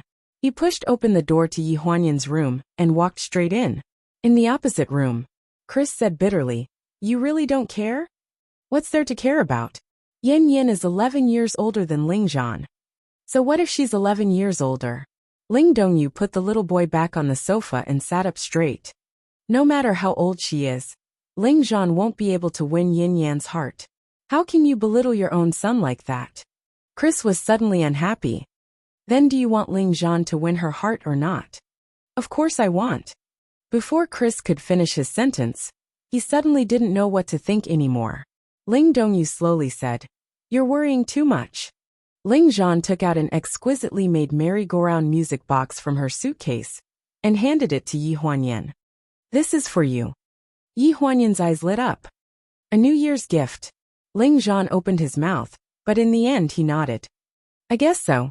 Is this what you wanted to tell me? Yes, there's more. More. Yi Huanyan looked up in confusion. Ling Zhan's face was 70% similar to Ling Dongyu's. The other 30% was inherited from his mother Chris. Although he was only 15 years old, he was not younger than his peers. Other than his height, he already looked like a young man. I've applied to enter university in advance. When I graduate, can you attend my graduation ceremony? Yi Huanyan was slightly stunned. Graduation ceremony? Won't your parents be there? They are them and you are you. Faced with Ling Zhan's stubbornness, Yi Huanyan hesitated for a moment. If you're not busy, it should be fine. I'll finish all my courses within a year. Hearing this, Yi Huanyan counted on her fingers and her face froze. You plan to graduate at 16 years old? Are you really a straight-A student? She suddenly felt a little ashamed. After all, as an older sister, she was really not a good role model when it came to studying. Ling Zhan thought that she did not believe him.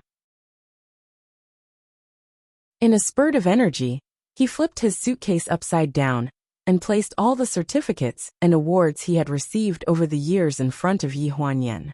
Sister, look, this is the state swimming champion certificate. This is the debating competition. This is the art exhibition. This is... Yi Huanyan thoroughly experienced the feeling of a straight-A student trembling in fear in front of a straight-A student. She suddenly felt that Ling Zhan did not find her to be a bosom friend. He came to crush her with IQ to achieve spiritual pride. Ling Zhan, I'm a little hungry. I'm going to eat first.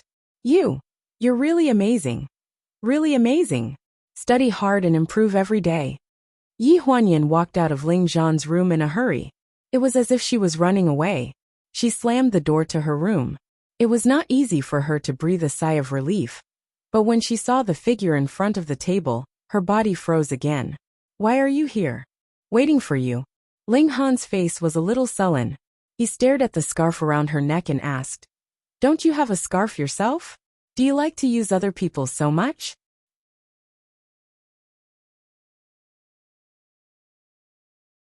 Chapter 169. Yi Huanyan subconsciously lowered her head to look at the scarf around her neck. At one glance, she felt that the scarf seemed to be stained with the light of the top student in the room just now. She hurriedly took off the scarf and hung it on the hanger at the door. I'll return it to Ling Zhan when we eat later. Only then did Ling Han's expression soften a little. He coughed dryly. What did Ling Zhan say to you just now? At the mention of this, Yi Huanyan's expression stiffened. She couldn't tell him that she was crushed by the top student, and then fled in front of him. It was embarrassing just thinking about it. Nothing. Ling Han's eyes were cold as he sized up Yi Huanyan. He's just a child. What can he say? This sentence made him feel quite satisfied. A child? Wasn't he just a little brat? He sneered. The words that he wanted to say to Yi Huanyan were immediately suppressed. His sullen anger ended without a cause. But a certain person who was treated as a little brat didn't think so. When a boy first fell in love in his teens, he was eager to grow up and protect the girl he loved. Obedient and sensible people like Ling Zhan were no exception. Ever since she accepted the music box that Ling Zhan gave to Yi Huanyan, he had become more and more attentive to her. No matter what novel or not, he would bring it to Yi Huanyan to ask for a trick. It was fine once or twice, but after a while, even Ling Li could see some tricks. He was secretly speechless that a brainless idiot like Yi Huanyan could always win the favor of a man. Ling Zhan had his own attitude to curry favor with him, but Ling Han's expression darkened day by day. If it was another man, it would be fine, but the person in front of him was his cousin. He felt a little helpless. When they had breakfast in the morning, all of them were present, except for Ling Zhan. When it was almost time to eat, Ling Zhan held a white sugar cake wrapped in oil paper and strolled into the living room like she was presenting a treasure. She directly gave the white sugar cake to Yi Huanyan, making Yi Huanyan a little embarrassed. Sister Yin Yin, try this. I went to the city with Uncle Zhang to buy this morning. It tastes the same as the white sugar cake we ate when we were young. It's your favorite. Thank you. Why don't we share it? Yi Huanyan was smiling, but she looked a little embarrassed. Ling Zhan waved his hand. No need. You eat this. Also, I bought a lot. You eat first. I'll share it with everyone. Thus, the old lady beamed with joy. Today we are lucky to have Yin Yan. Xiaozhan even went out early in the morning to buy white sugar cakes. There was laughter in the room. Ling Dongyu glanced at Ling Han, who was silent and deliberately teased. Yin Yan, why don't you wait for another 2 years? When Ling Zhan is older, you can move to the United States and be my daughter-in-law. As soon as he finished speaking, the old lady, Aunt Zhang, and a few servants all laughed. Ling Zhan blushed a little and avoided everyone's teasing gaze. Yi Huanyan spread her hands helplessly with a smile on her face. Second uncle, can you not joke with me? If second aunt was born a few years later, you would be the same age as me. Everyone burst into laughter again, except for Ling Dongyu. No one noticed that Ling Han, who was standing behind the old lady, had a face darker than the bottom of a pot. In the afternoon, the family chatted and drank tea in the living room. Ling Han came back from the front yard with 2 big food boxes in his hands. Brother Ling Han. Ling Li was the first to see Ling Han. He put down the red string in his hand and rushed out. What delicious food did you bring? Ling Han glanced at Yi Huanyan and said lightly, I bought some snacks from Wufang shop, such as mung bean cakes and yellow dragon cakes. Everyone, try them this afternoon. Ling Dongyu was playing with Little Bean on the sofa. When he heard this, he tilted his head and glanced at him. Doesn't Wufang shop only open after the 15th every year? Where did you get such great ability? It's a coincidence. The 2 words made Ling Dongyu raise his eyebrows, but he did not ask any more questions. Plates of exquisite pastries were distributed in front of everyone. Ling Dongyu watched with interest as Ling Han divided the pastries from the old lady, then to him and Chris, then to Ling Zhan, then to Ling Li and Ling Shui. Finally, he was willing to distribute them to Yi Huanyan. Yi Huanyan looked indifferent. She thanked him and lowered her head to continue weaving her china knot. Seeing this, Ling Dongyu sighed slowly. He lowered his voice and whispered in Chris's ear. In this state, our son still has a chance. Chris turned around and glared at him. Keep your voice down. Although the old lady's ears were not very good, she saw Ling Dongyu's sneaky expression. What are you whispering to your wife about? Tell us about it. Chris was slightly taken aback. Before she could reply, Ling Dongyu suddenly laughed. I told Chris that when I was in elementary school, my class monitor and I sat at the same table. It was very funny. Oh, the old lady's interest was piqued. Tell us about it when you were in elementary school. Ling Dongyu handed the little bean to his wife and cleared his throat. I was the class monitor in my primary school. Every time the class gave out stationery and books, he would always be the last to give them to my deskmate. He was very generous and would always bring food for the entire class, but he would always be the last to give them to my deskmate. Later on, one of the persimmons he brought was rotten, and my deskmate didn't get any. After that, the entire class found out about this and gradually started to isolate my deskmate. My deskmate started to get bullied by her classmates. Things like cleaning the toilets and taking out the trash were all assigned to her. However, my deskmate was especially unlucky. From primary school to high school, she had always been in the same class as the class monitor. This situation lasted for several years. What happened after that? The old lady stared at him and asked. My deskmate always thought that the class monitor hated her. Every time she saw him, she would avoid him. Ling Dongyu smiled. Later, on the day of my deskmate's wedding, the class monitor drank too much and refused to leave. He said that he would take my deskmate away, and was almost beaten by the groom. Only then did we know that he actually had a crush on my deskmate for many years. The old lady didn't understand. Nonsense. If you like her, why would you bully her? Ling Dongyu raised his eyebrows. He had been paying attention to Ling Han's expression. I didn't bully her. Some people are like this. The more they like something, the more reserved they are. In order to give a piece of candy to someone, they would give a piece of candy to everyone around them. They are afraid that others will find out. Isn't that stupid? The old lady laughed. You little brat. I thought you were going to tell an interesting story. You just told a nonsense story about an idiot. The children all laughed along, and even Chris laughed. It was not because of the story, but because the old lady was laughing at his father without reservation. Ling Han was expressionless. He sat in the chair and drank tea and snacks. He seemed to be indifferent to the story. It's not nonsense. Ling Dongyu's eyes flashed with a sly light. Later, my deskmate married me.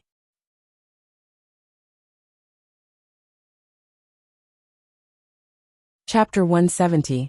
When Ling Dongyu and Chris got married, they were still in high school.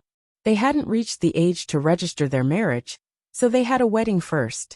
Their classmates were also invited to the wedding. One of them got drunk and caused trouble, which became the laughing stock of everyone later on. The old lady was slightly stunned. She seemed to have recalled something and suddenly laughed. You brat, you're so bad. So when you got married, the young man who drank too much was the class monitor you were talking about? I lived across from Chris's house. I didn't get the moon first. In the end, I still won. Ling Dongyu looked at Ling Han meaningfully, not hiding the smile in his eyes. The old lady thought that Ling Dongyu was going to tell the children about her early love history. But Yi Huanyan didn't hear anything wrong. Only Chris smiled apologetically at Ling Han, then turned around and glared at Ling Dongyu warningly. After dinner, Ling Dongyu leaned against the railing of the courtyard, a toothpick in his mouth. He didn't look like a father at all. Ling Han left the room full of laughter and walked over. Second uncle, when are you leaving? He asked. Ling Dongyu was not displeased, but he deliberately put on an exaggerated expression of heartbreak. I've only been back for a few days, and you're already looking forward to me leaving. How annoying am I? Ling Han was used to his frivolous behavior and frowned as he looked at him. I was just asking casually. You're not casually asking. Ling Dongyu smiled. His teeth shone with a white luster under the moonlight. I'm leaving this Saturday. Ling Han's tense expression relaxed a little. At the same time, a sly look appeared in Ling Dongyu's eyes. But I plan to leave Ling Zhan here. His school requires him to have voluntary work experience abroad. I think it's good to stay in the country. At least I can take care of him. Ling Han's face suddenly darkened. Are you serious? There is indeed such a thing. Whether I want to leave him here or not depends on how you answer my question. Ling Han frowned. His second uncle was an old fox. He lived up to his reputation. What do you want to know? Under the curtain of night, under the railing in front of the house, there were many shadows. The lanterns and window flowers swayed slightly in the wind, making rustling sounds. Then Ling Dongyu's rare serious voice sounded. Have you ever thought about the person you're going to spend the rest of your life with in the future? What does that person look like? Ling Han frowned as he looked at Ling Dongyu. His facial features were not very clear under the dim light. 3 days later, in the morning, Ling Dongyu's family returned to America. When they left after breakfast, Yi Huanyan and Ling Han went to the airport to see them off. The old lady was not in good health and could not stand the torment. This was the first time she did not come out to see them off, because there was a lot of luggage and a lot of people. Uncle Zhang drove one car, and Ling Han also drove another. When they arrived at the airport, there was still an hour before boarding time, which was enough time for them to chat a little more in the lobby. I sent you your skateboard yesterday. International logistics will probably take a little longer, but you should be able to receive it before the end of the month. If you get it, remember to let me know. After reminding Ling Li, Yi Huanyan handed the handbags in her hand to the two sisters. By the way, these are the snacks made by Wufang Zhai. There are mung bean cakes, coconut cakes, and Ling Shue's favorite rose cakes.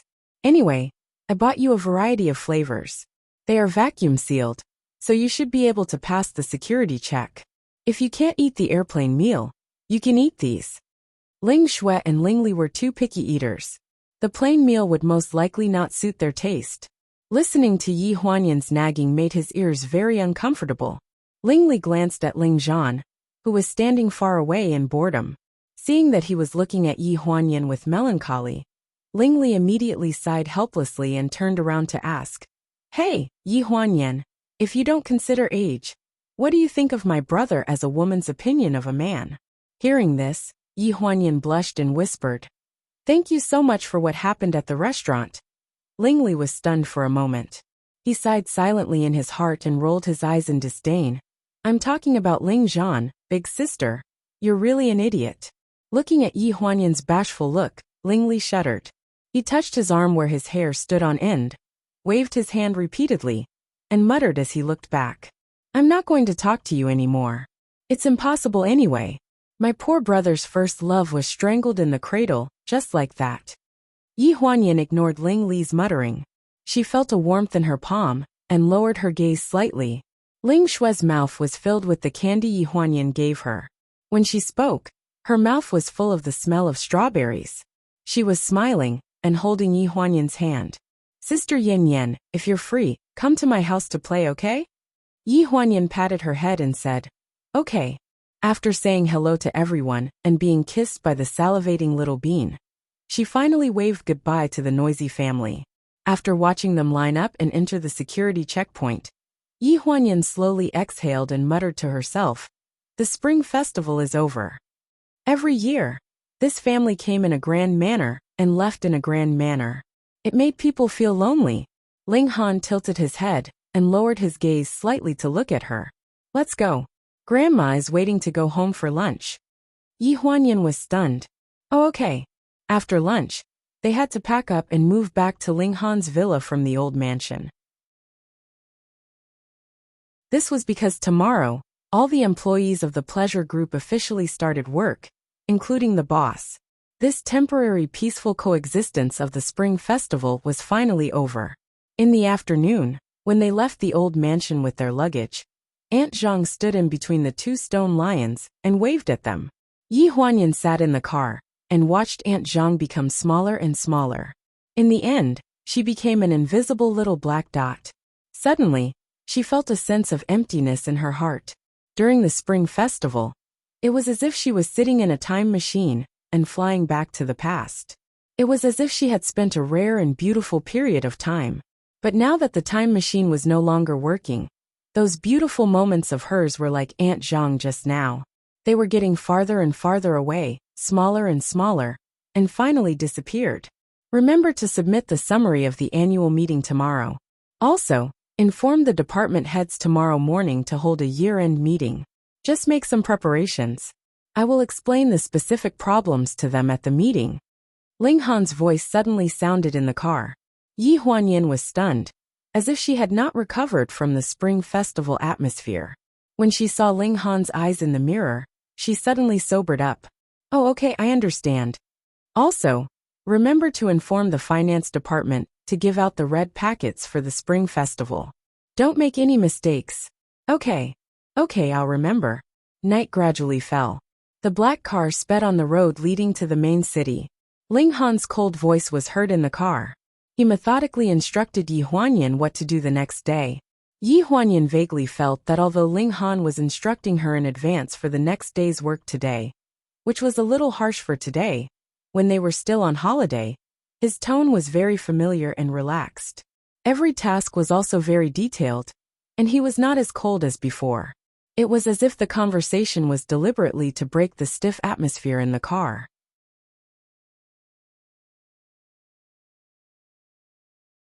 Chapter 171. On the first day of work after the Spring Festival holiday, according to the company's rules, every employee should be given a red envelope. The red envelopes from the finance department had been prepared. Yi Huanyan sent an email to the heads of each department in advance, and they should go to the finance department early in the morning to receive the red envelopes from each department. As for the red envelopes from the secretaries, Yi Huanyan was in charge of them. Early in the morning, the people who sent and received the red envelopes were full of auspicious words. Even in the secretary's office, which was quiet all year round, there were rare sounds of laughter. After the meeting, Ling Han called Yi Huanyan to his office. At the company's meeting, they decided to have a long-term cooperation with Lai Baoli Jewelry, on the premise that Lai Baoli's new products would be on the market this season. The advertising department of Pleasure Media would first make a template for the endorsement and give it to them. This was something that had been discussed since before the Spring Festival. Mr. Li, the boss of Lai Baoli Jewelry, particularly favored Sheng Enren. I'll leave this case to you. Ling Han looked up at Yi Huanyan with a calm expression. The planning department has handed in the plan, and the last round of amendments has been passed. No one knows better than you about the process and precautions of Lai Baoli Jewelry's endorsement. Yi Huanyan was stunned for a few seconds and nodded hesitantly. Ling Han was a person who would hardly bring his personal affairs to work. The relationship between her and Sheng Enren was a bit subtle, but from the perspective of work, no one was more suitable for this advertising endorsement supervisor job than her. Report the specific work progress to Qiao Mu after work every day, and he will communicate with Lai Baoli Jewelry. Okay, got it. Yi Huanyan walked out of the office with the final draft of the planning case. When she walked into the secretary's office, she suddenly remembered that she hadn't done the repetitive mechanical work here for a long time. Before the Spring Festival, she had been busy with the annual meeting and had been running around outside. After the Spring Festival, she had accepted the endorsement shoot of Lai Baoli Jewelry. She was afraid that she had few opportunities to sit in the office. From the perspective of work, Ling Han transferring her outside was considered a business trip. If she were to be promoted in the future, her resume would be beautiful. It was a promotion for her. However, she couldn't help but look at it from a personal perspective. Perhaps Ling Han didn't want to see her, so he asked her to work outside. Not long after Yi Huanyan left, Ling Han dialed the office's landline, and Xiao Mu's voice came from the other end. How are the arrangements going? The location has been chosen. The renovation started today, and will be completed in about a month. The record has been approved by the Industry and Commerce Bureau. We can announce the establishment of an independent subsidiary company in the advertising department at the end of next month. There's no need to make this matter public. Ling Han's voice was very calm. On the other end of the phone, Qiao Mu was silent for a few seconds before she understood. I understand. Although Pleasure Media was one of the top media companies, it focused on the cultivation of artists and the construction of a platform for the development of internet celebrities. As for the advertising and publicity, it had been handed over to outsourcing companies. The advertising and planning department of the group's headquarters was equivalent to a decoration. Now, if they wanted to establish an advertising department, they had to do a good job with the Baoli Jewelry project in the future. Only then would it be necessary to establish an independent subsidiary company. Before hanging up the phone, Xiao Mu remembered that the manager of the subsidiary company had not been confirmed, so she asked, "By the way, President Ling, Who do you want to follow up on the endorsement of Lai Baoli jewelry? After the start of work tomorrow, Secretary Yi will report the progress of the work to you every day. Xiaomu was slightly stunned. Is there a problem? Ling Han's voice came from the other end of the phone. No, I'm just a little surprised. Are you going to let Secretary Yi? Speaking of this, Xiaomu hesitated and did not say it too bluntly. She took a deep breath and changed her way of speaking. I'll do my best to help her complete the endorsement plan of Lai Baoli jewelry. Ling Han responded, seeming to be very satisfied with her attitude. After hanging up the phone, Xiaomu held the phone and frowned. Ling Han planned to separate the advertising and planning departments of Pleasure Media and set up a separate subsidiary company. In fact, he had been preparing for this for a year. Everyone, including him, thought that no matter what, the position of the advertising company's manager would be held by a senior and experienced person from the planning department. Xiaomu also thought that there might be an unexpected surprise. After all, Ling Han had never been a person who played his cards according to common sense. He might arrange a newcomer, an elite recommended by a headhunting company, or other possibilities. However, he did not expect that it would be Yi Huanyan. He was afraid that he had to reconsider the importance of Yi Huanyan in Ling Han's heart from this matter. There were several different shooting plans for Lai Baoli's endorsement, including two options, a professional studio and an outdoor scene. Pleasure Media had a studio specially prepared for artists to take pictorial and photo shoots. The place was large enough, the equipment was complete, and the photographer was experienced enough. After checking the site, Yi Huanyan felt that it was not in line with her idea, so she contacted Ji Xiaoye to find a new studio and a new outdoor scene. However, on the day of the shooting, they encountered the first problem. Sheng Inren did not agree to shoot outdoors. She insisted on shooting in the company's private studio on the first floor of Pleasure Media's building. Outdoor scene? Are you kidding me? I'll be recognized when I go out. How can you protect me? If I'm surrounded by a crowd, you won't be able to complete the shooting. Sheng Inren's fierce voice came from the nanny van. The van had been parked in the underground parking lot of Pleasure Media Group. She only gave Yi Huanyan two options. The first was that she got out of the van and went to Pleasure Media's studio to shoot. The second was that she drove her van away and had to find someone else for the endorsement. Yi Huanyan rushed over from the outdoor scene and got into Sheng Inren's nanny van until her legs were about to break. Miss Sheng, you signed the endorsement contract, so you should abide by our agreement. There are two sets of outdoor scenes and one set of interior scenes. Yi Huanyan went straight to the point and put the words on the table. Sheng Inren raised her eyebrows and glanced at Yi Huanyan contemptuously. The outdoor scene you chose is in the scenic spot. It's full of tourists. Even if you wrap me up like a mummy, I can guarantee that someone can recognize me. You want to hurt me deliberately, don't you? Yi Huanyan frowned. The planning was approved by President Ling herself. No one has the right to decide on their own. The outdoor scene is arranged in the Zhoushan scenic spot with President Ling's signature. As for the tourists you mentioned, we will arrange to clear the place and try to keep them away from the tourists as much as possible. Don't use Ling Han to pressure me. What are you showing off for?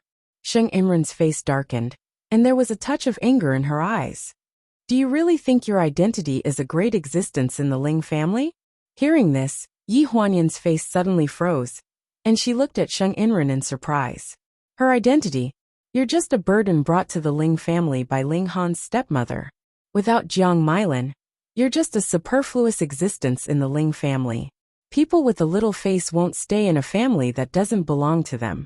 It's time for you to pack up and leave.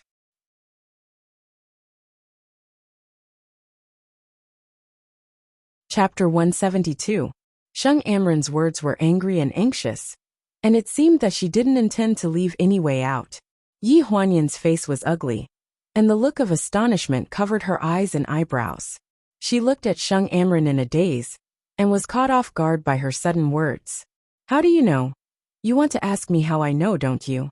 Sheng Inren rudely interrupted Yi Huanyan and sneered. It's not difficult to find one or two photos of you in the house that Ling Han gave me.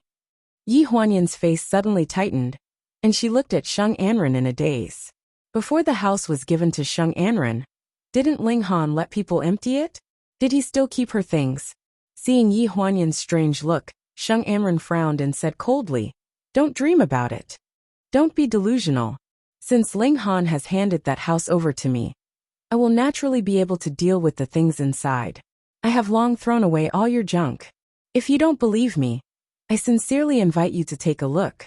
The words that you said to me in the past, I will now return them to you." Sheng Anren's words were sharp, and there was a sarcastic smile on her lips. She looked at Yi Huanyan coldly.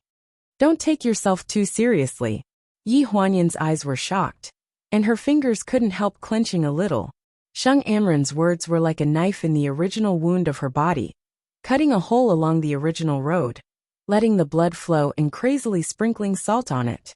Seeing that she looked sad and faintly painful, Sheng Anren felt a little relaxed, and her eyes unconsciously showed some pride. Even the resentment that had accumulated in her chest, since she learned the relationship between Ling Han and Yi Huanyan, was swept away. So what? There must be a lot of problems between the two people. Even if she could see that Ling Han cared about Yi Huanyan, and she could see that Yi Huanyan had feelings for Ling Han, but wasn't there still herself between them?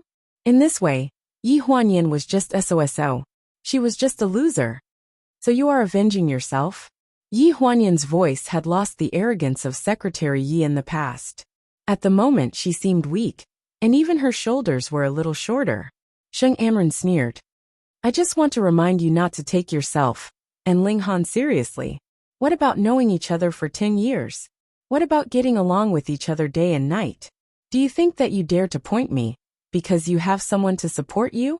If Ling Han really cares about you, he won't let me come between you." She didn't speak fast, but it showed that she didn't take Yi Huanyan seriously. "This is between me and him. You don't need to say more." Yi Huanyan frowned deeply and was a little unhappy. "Is that so? So self-righteous? Then why don't you dare to tell the people in the company about your relationship?" Yi Huanyan's face sank. "What do you want to do?" "Nothing," Sheng Anren sneered. "I just think you are very pitiful. Whether you are his sister or his lover, once such an identity is exposed, it is not legitimate." After that she smiled even more. "And believe it or not, if it is exposed, in order to avoid unnecessary trouble, Ling Han will not hesitate to drive you out of the company, right?" Yi Huanyan's face sank to the extreme. In her clenched fists, her nails were almost embedded in the flesh. The anger in her eyes had reached its peak. She gritted her teeth and said in a cold tone, "Are you threatening me? Secretary Yi, don't be so unpleasant to hear. It's just leaving from pleasure. What's the big deal? With your ability, can't you find a better company than pleasure? And I am set on Ling Han. I don't intend to leave a way out for myself." Yi Huanyan stared at Sheng Anren's dangerous eyes. She was silent for a long time and finally spat out a sentence. Her tone was a little stiff, and it could be heard that she was not willing to give up. "Say it, your conditions." Since she started working, she rarely compromised with others. She was trained by Jiang Milin and Ling Dongming. She had her own set of rules in her work. No one could break them, but now she had to break them. "The endorsement of Baoli jewelry will be done according to my wishes. The arrangement of the outdoor location and the indoor shooting will be done according to my wishes. What I say is what it is." Sure enough, this was Sheng Anren's idea. Yi Huanyan took a deep breath, and her face was as cold as frost. "The proposal has been decided. If you overturn it and start over, and you are not satisfied with Baoli in the end, I will still pack up and leave. I will leave anyway. That's what you want." A cold light flashed in Sheng Anren's eyes. "You're thinking too much. If you're not satisfied with the endorsement, not only will you leave, I'll also be implicated by Ling Han. How can I do something that doesn't benefit me? Besides, don't you know why I was chosen to take part in this endorsement? With my relationship with Mr. Li, you can pass the test no matter how bad it is. I just don't like the two places you chose." Yi Huanyan pondered for a few seconds. "Where do you want to choose?" The light in Sheng Anren's eyes turned back slightly, and she smiled very provocatively. "What do you think of the outdoor shooting?" Hearing this, Yi Huanyan's originally tense face had a crack at the moment, and she became quite embarrassed. There was no need to think about where Sheng Anren's home was. In the Ling family's old villa in Fujin Park. After a few seconds of silence in the carriage, Yi Huanyan finally agreed.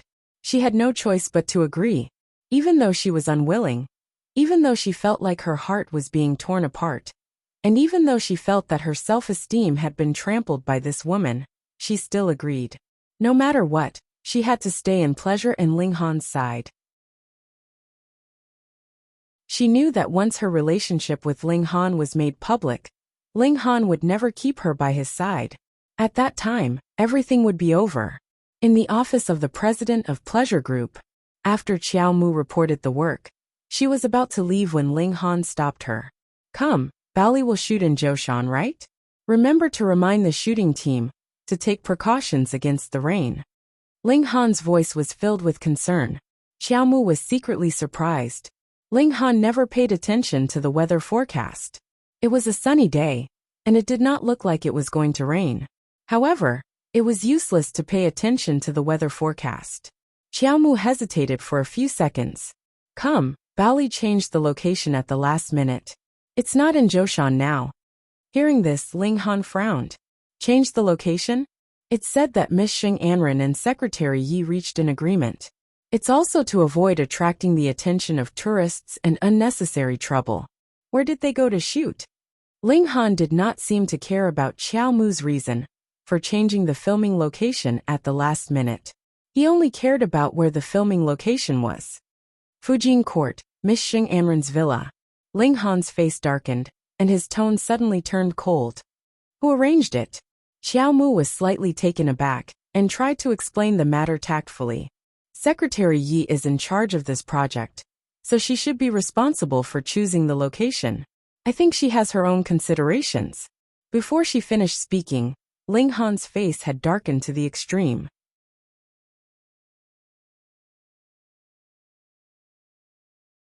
Chapter 173. The Old Villa of the Ling Family in Fujin Park. There were two large courtyards in front and back of the three-story bungalow. The front yard was planted with newly transplanted flowers and plants. There was also a floor-length swing in the open space, with artificial vines wrapped around it. Half of the backyard was transformed into a swimming pool by Sheng Anren. It was just completed before the end of the year, and now it was ready for use. The decoration of the whole house was greatly changed from the original old-fashioned to the Nordic style, which was bright and lively. As soon as she entered the door, Yi Huanyan felt a strong, strange atmosphere. She unconsciously glanced at the bedroom on the second floor.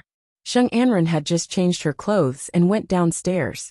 Seeing her eyes, she slowly walked down the stairs. The other rooms have been renovated, but this one hasn't. There are a lot of useless sundries in the house, which are piled up in it. This is also Ling Han's order. Did he instruct Sheng Anren to change the room that originally belonged to her into a sundries room? A wry smile appeared on Yi Huanyan's lips, but she resisted the uncontrollable bitterness in her heart and arranged for people to set up camera equipment in the living room to prepare for shooting. Yi Huanyan could also guess the intention of Sheng Anren to arrange the outdoor shooting in this villa. On the one hand, it was to take advantage of the situation to hype up, just like inadvertently revealed to the employees of Pleasure, that the place where she lived was the old house of Ling Han's family. Once the endorsement advertisement was broadcasted, her team could naturally use this house to hype up her relationship with Ling Han. After all, it was just a scandal before. Ling Han had never admitted her identity in public. There were many people on the internet who were not optimistic about this relationship. If there was the old house of the Ling family, her identity as the future Mrs. Ling could be confirmed. The first scene.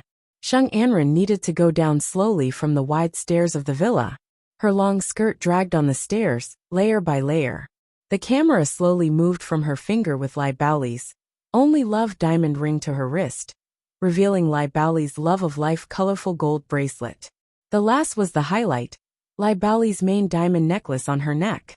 For Sheng Anren, who had been through hundreds of battles, this was just a very simple shot. It could be said that she passed on the first try, but she was not very satisfied and gave him another one. It could be said that she was conscientious in her work. The first shot ended, and the second shot should be a long shot of her walking from the living room to the swimming pool in the backyard.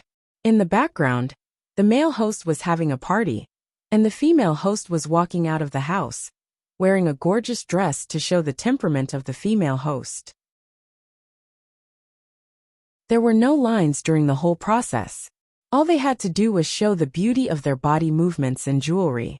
Sheng Amren walked towards the swimming pool in 12-centimeter high heels and suddenly stopped halfway. She rubbed her chin and frowned at the pool.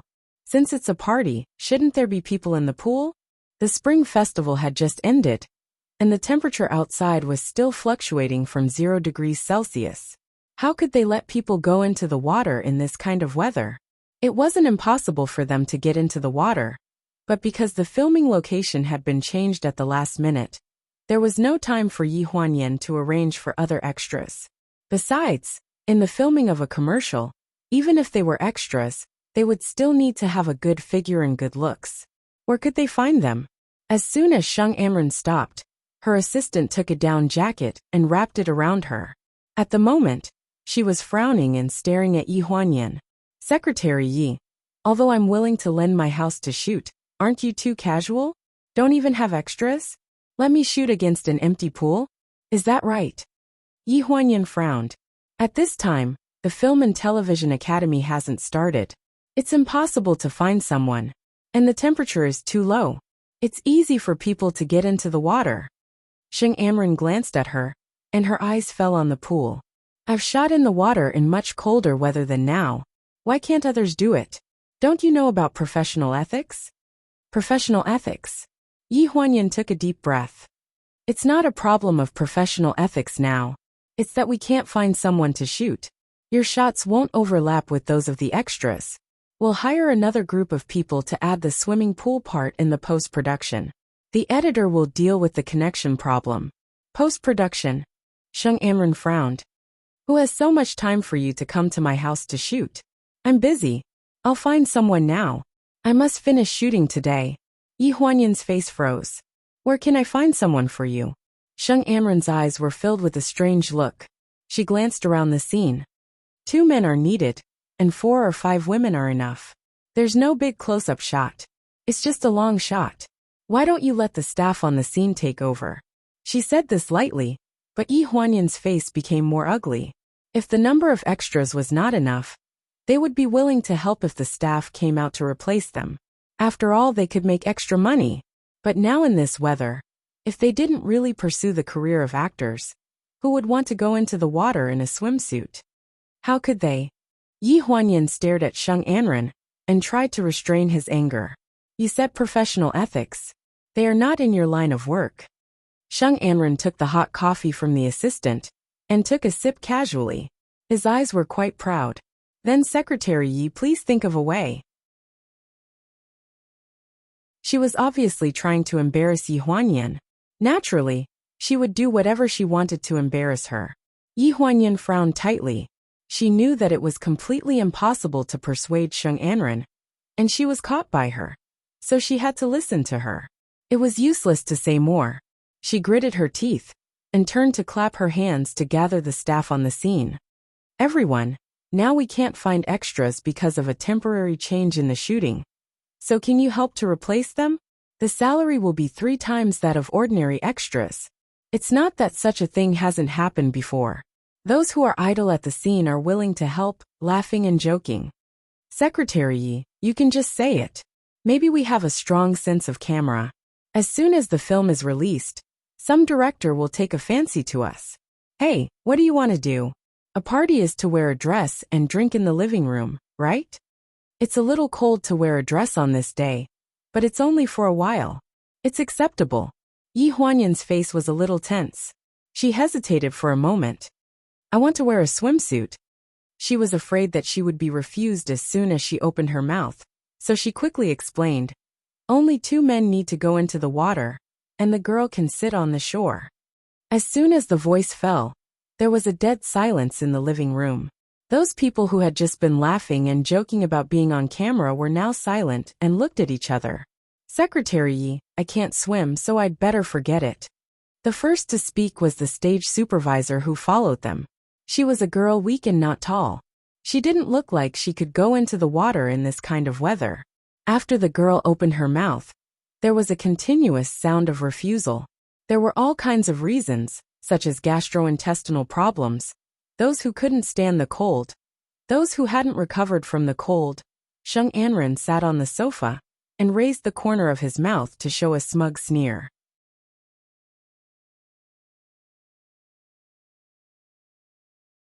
Chapter 174. You are usually very active. Why don't you want to do it today? Sheng Anren's voice suddenly sounded, and it was particularly clear in the discussion of a crowd of yes-men who refused to do it. Yi Huanyan turned back in surprise and saw her coming in a long black down jacket. She smiled gently and harmlessly. Even Secretary Yi, the favorite person of President Ling, went into the water in person. You still push each other away? It's too unjust. Her words were half reproach and half sarcasm, which made the men present embarrassed first. Secretary Yi, you also participate? Among several people, the first to ask this question was a tall man, who seemed to be a little surprised. Yi Huanyan frowned and glanced at Sheng Anren from the corner of her eyes. She knew that Sheng Anren didn't give her a way out. She just wanted her to suffer a little. Originally, even if she didn't go into the water and paid more money, some of the people present were willing to go. Now Sheng Anren said that she wanted to go. If she refused again, it would not be the case. It seemed that she did not want to do to others. She was afraid that it would cause dissatisfaction, and it would be difficult to carry out her work in the future. Thinking of this, Yi Huanyan took a deep breath. Well, we don't have enough people. Everyone works in a group. It's the same for everyone. It's so cold. I ask you to help me. Of course, I will set an example first. As soon as this remark came out, there were many people willing to do it. Even the little girl who refused first was eager to have a try. After all, Yi Huanyan opened the shooting at the same time. Each participant would be rewarded with a big red envelope of 1,000 yuan. After everyone changed into swimsuits, the atmosphere in the whole yard suddenly became active. There were always extras holding their arms and teasing each other's figures. After all, it was so cold. If they didn't make a little more lively, how cold would it be? Yi Huanyan wore a rather conservative one-piece swimsuit and stood by the pool shivering. According to the requirements of the shoot, her feet had to dangle in the water. She couldn't bear to listen to the laughter that was barely audible in the shivering. Sheng Anren, who had always been very smooth in filming, did not know whether it was on purpose or what he wanted this time. A simple scene was repeatedly shot no less than 20 times, and the whole pool side complained incessantly. Yi Huanyan took advantage of the shooting interval to hold his arms to warm himself. While trying to appease people, he walked barefoot to Sheng Anren and reminded him in a low voice, "You can make things difficult for me, but don't forget the staff on the scene. They can't hold on for too long. If they can't finish shooting today, it's your own time that will be wasted." Sheng Anren frowned. Although he didn't want to listen to her, he had to listen. For the last one, she took off her down jacket and prepared to cross it. In the cold wind, she stroked the necklace around her neck and stood by the pool, looking like a queen looking down at the world. This is perfect. Everyone breathed a sigh of relief. Yi Huanyan hurriedly got up and put on her coat while shivering. Then, she helped the people around her to distribute towels to the participating staff. Shaoli, Shaoli. Suddenly, a woman's exclamation came from the other side of the pool. Looking in the direction of the sound, she saw a group of people gathered together. "Hurry up, call an ambulance." She fainted. The scene was in chaos. Yi Huanyan accompanied the fainted girl to the ambulance. The follow-up matters of the scene were left to the planning. When Ling Han arrived at the villa, she had already left early because of this unexpected incident. Seeing Ling Han's sudden arrival, Sheng Anren was surprised and happy. "Han, how can you have time to come? We just finished shooting." Ling Han frowned and looked at the equipment that was packing up and withdrawing from the scene. He looked up at the bedroom on the second floor with the closed door. His eyes were like frost. "Did you ask them to come here to shoot?"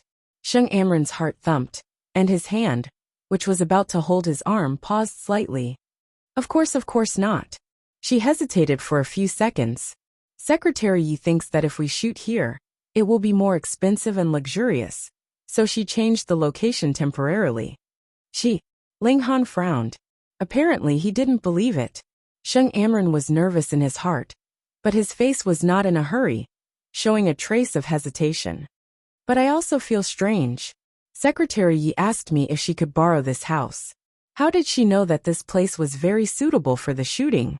But I think Secretary Yi has been with you for so long. Maybe she knows this house.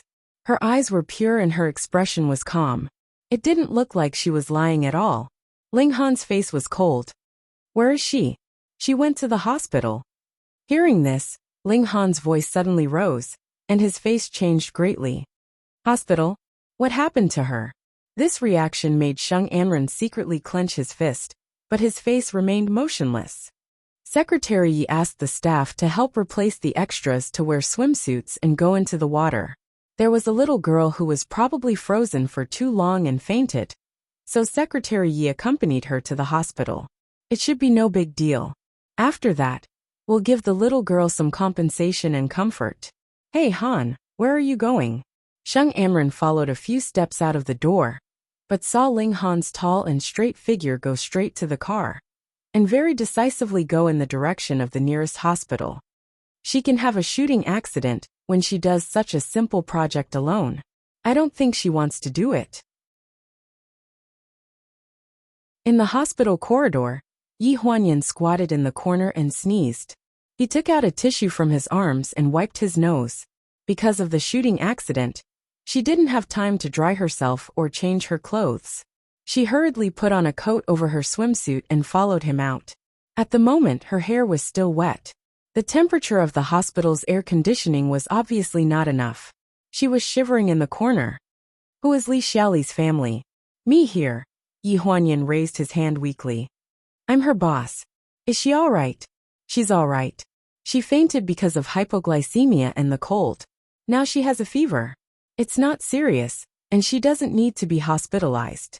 After the drip, she can go home and rest slowly. She'll be fine when the fever goes down.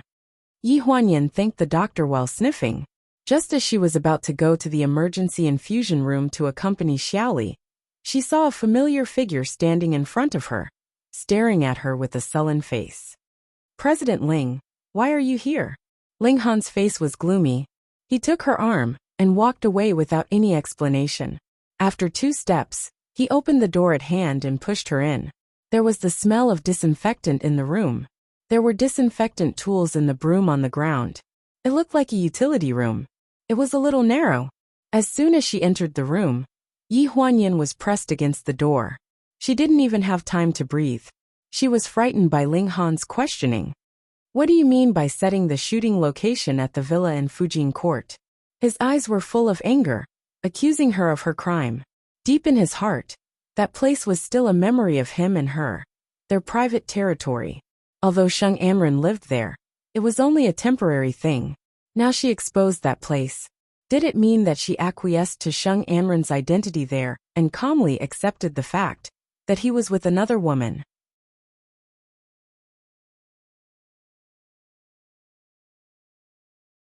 Chapter 175.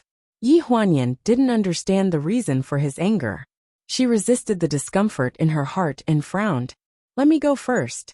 It's not my decision alone. Besides, the house is really in line with the shooting requirements of grace and atmosphere. Requirements? Shooting? Can you think of anything else besides shooting? The anger in Ling Han's eyes was even more intense, and his eyes were almost shooting fire. You actually dared to enter that house without my permission. That house is their common memory. Now that Sheng Imran lives there, he doesn't want Yi Huanyan to step in. He can't tell whether he's afraid of what's mixed in those memories, or afraid that one day he regrets it and wants to move back again. But he's worried that some people will feel uncomfortable. But what he said made Yi Huanyan misunderstand. She stared at Ling Han in a daze, her tone bitter. Do you hate me so much? That house used to be my home. It's fine that you gave it to someone else, but now you can't even let me in? Ling Han was slightly stunned.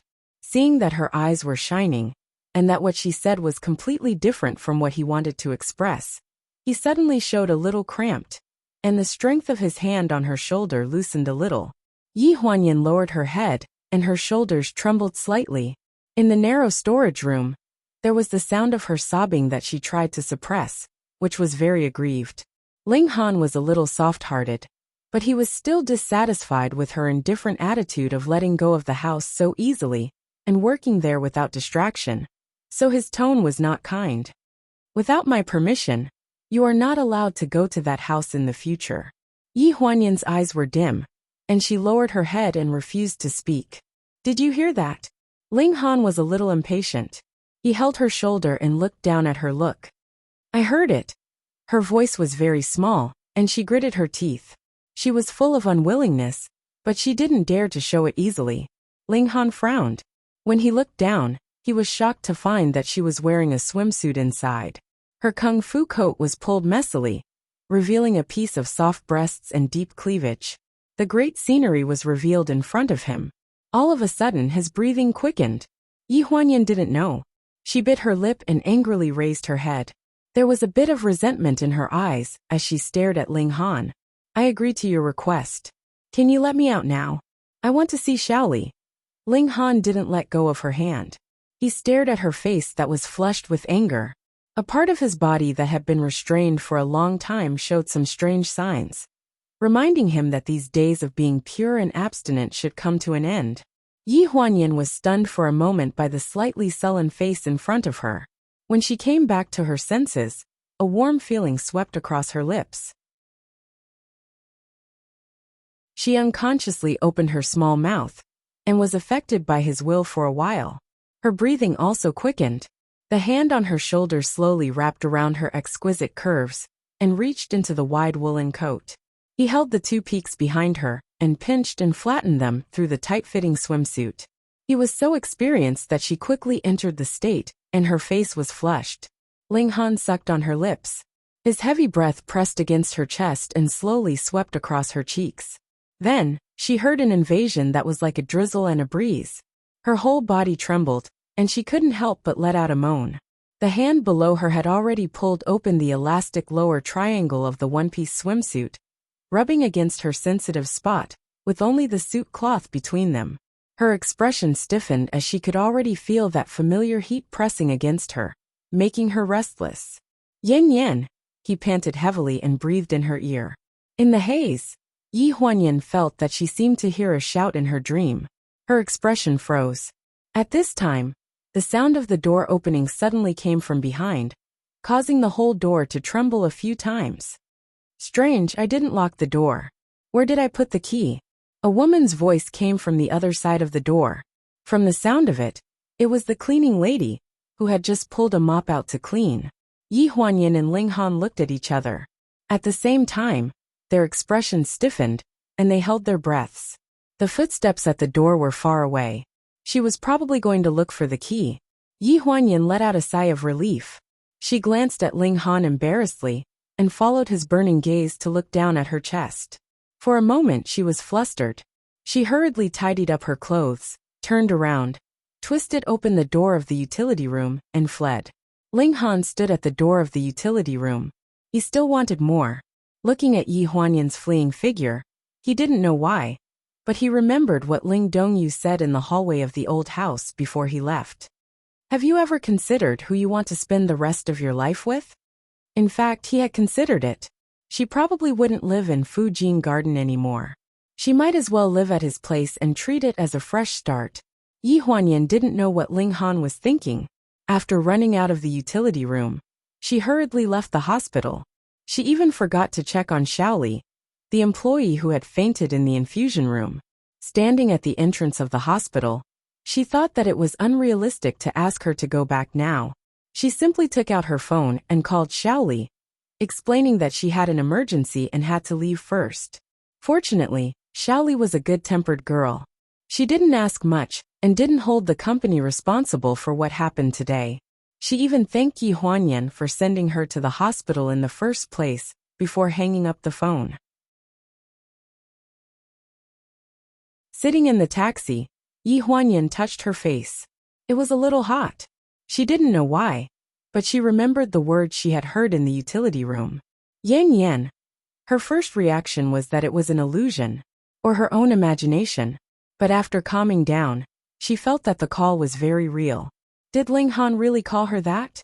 A part of her heart seemed to be churning, but in the next second, she was overjoyed. His attitude towards her had really changed.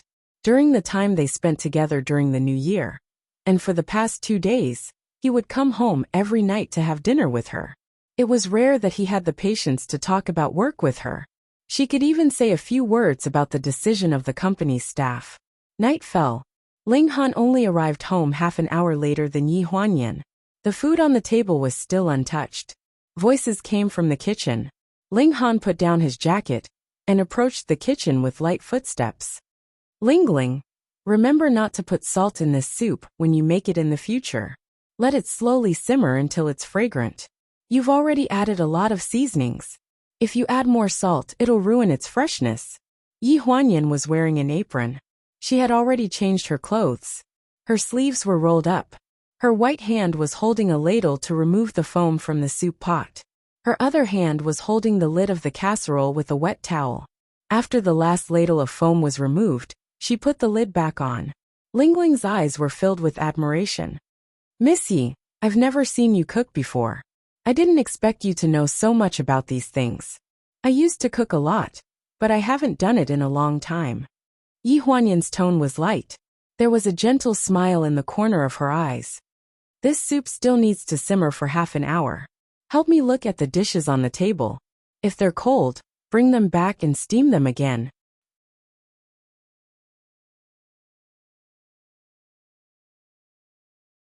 Chapter 176. Ling wiped her hands on her apron, turned around, and walked out of the kitchen. When she reached the kitchen door, she saw a figure hiding by the door. She opened her mouth, but was stopped by a look from him. Following Ling Han's gaze, Ling subconsciously turned around to look at the figure in the kitchen, who was focused on stewing soup.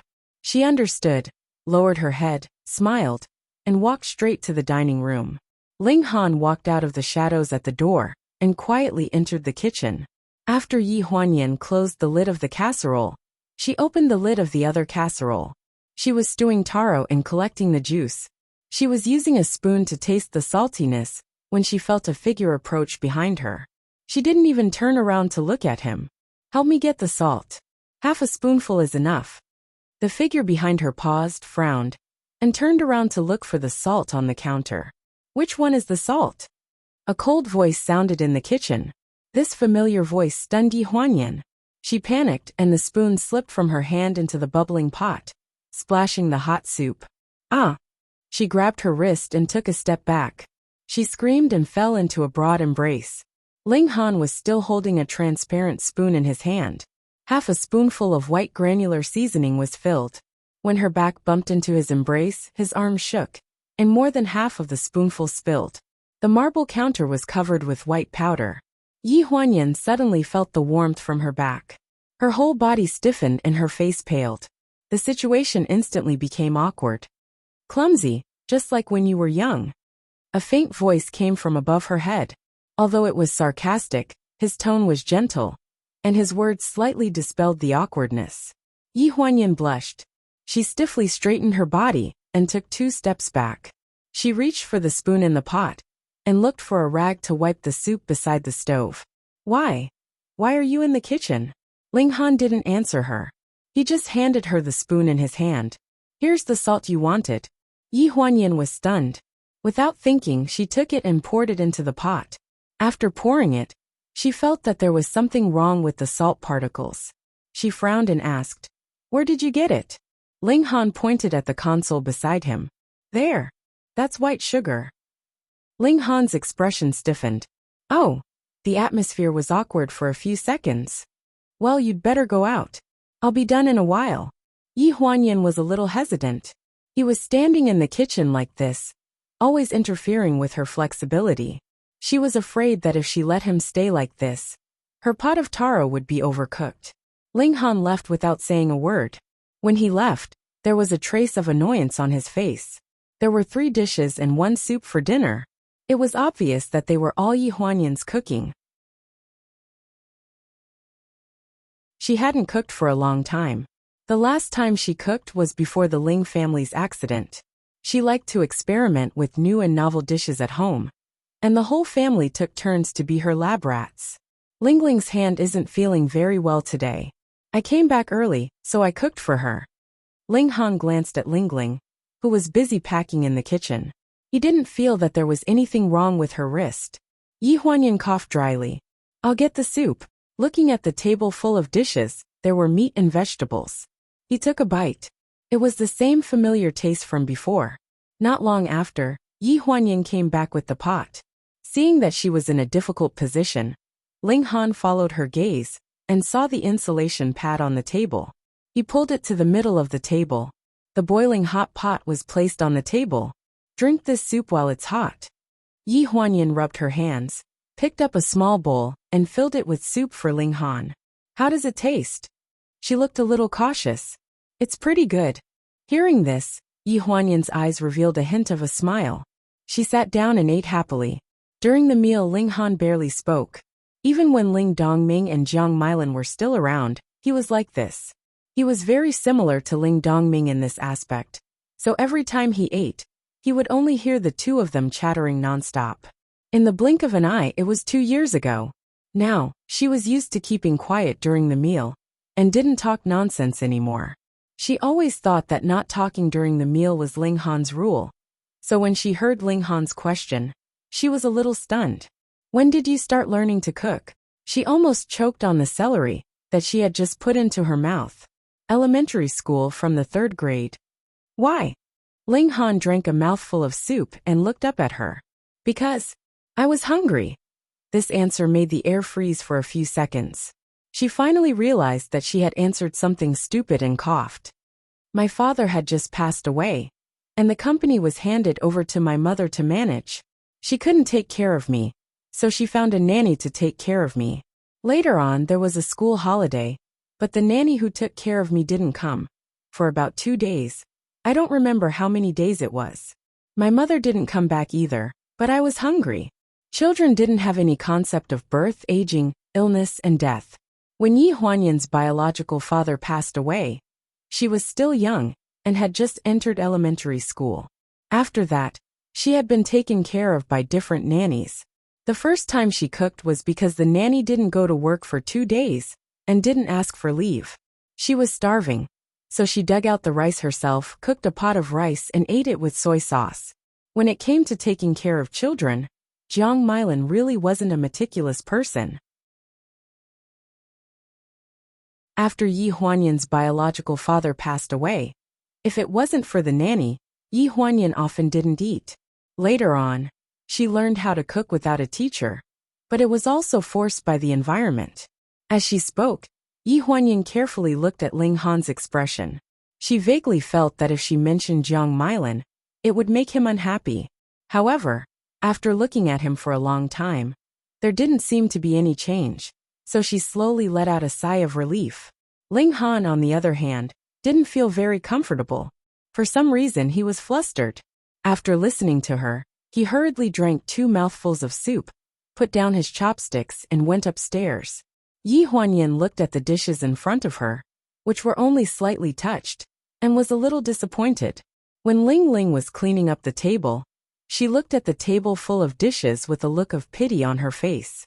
Young master, maybe you don't have a good appetite today. She comforted. Miss Yi, your cooking is still very good. This kind of consolation wasn't actually comforting to Yi Huanyan. Instead, it made her feel even more uncomfortable. It wasn't that Ling Han didn't have a good appetite, but it was because he saw her and the food she cooked that caused his appetite to be bad.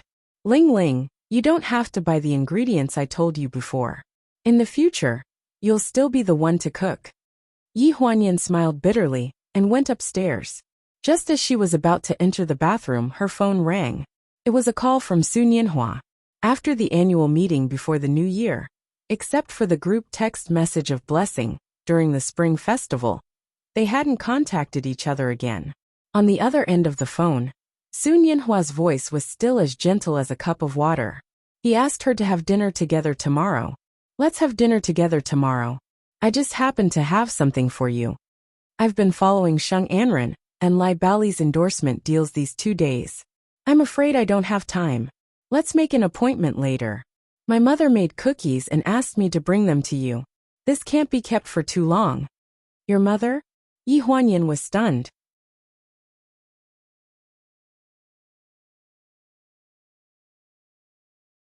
Chapter 177. Sun Yanhua's voice did not reveal much emotion on the phone, but Yi Huanyan still felt a little happy. During the spring festival, his relationship with his family seemed to have improved a lot. My mother said that she wants to thank you in person. Thank me? Yi Huanyan was a little confused. I told my mother about going home during the spring festival. You were the one who persuaded me to go back. She also wants to apologize to you in person for what happened more than 10 years ago. Yi Huanyan was stunned, and she understood. It's nothing.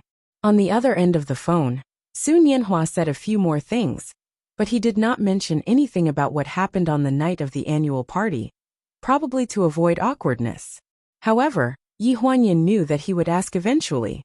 According to the personality of the Lu Shen she knew, he would definitely find out about her relationship with Ling Han. The fact that his mother had sent him a cookie was just an excuse for a meeting. She also planned to find time to make things clear with Sun Yanhua. In the direction of the study on the second floor, a figure paused behind the door. His cold eyes stared at the vague figure downstairs, and a trace of irritation crept up his brows. That's it then. I happen to have to go to the company tomorrow. We'll eat near the company. Okay. After hanging up the phone, Yi Huanyan stood in the same place for a while.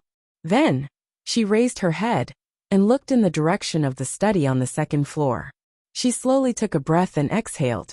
Most people who were good at comforting themselves had experienced too many emotions of disappointment, depression, grievance, and loneliness. You always had to find a glimmer of hope in the pain.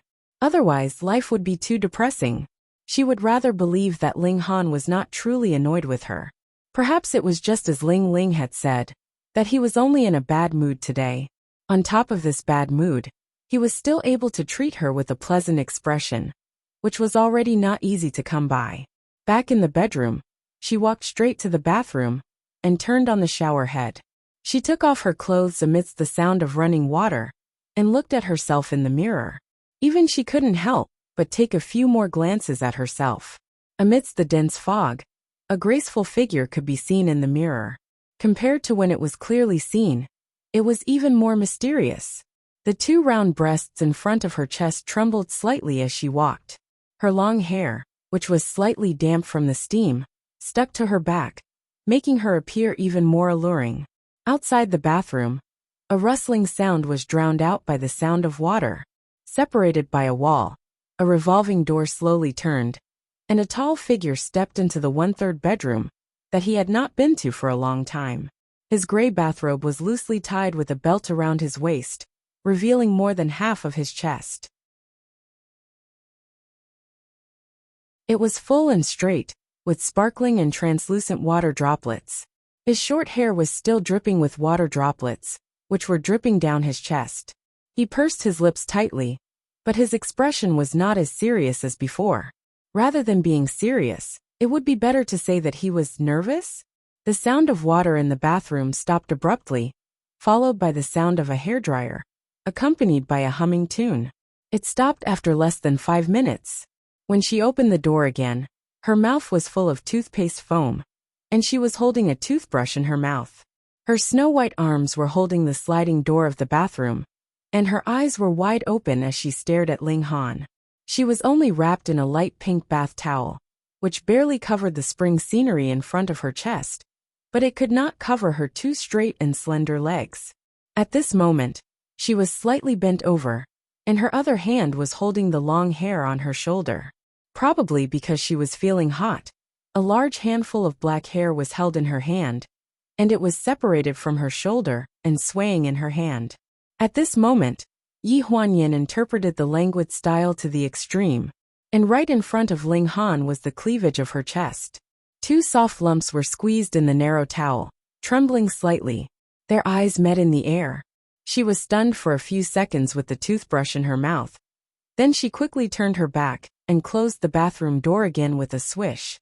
Only Ling Han was left on the bed, and there was a strange hint of red in his eyes. He turned his head stiffly, and his gaze fell on a part of his body that suddenly felt strange. When she came out again, her face was already very red. Her mind was full of the accident in the hospital utility room in the afternoon.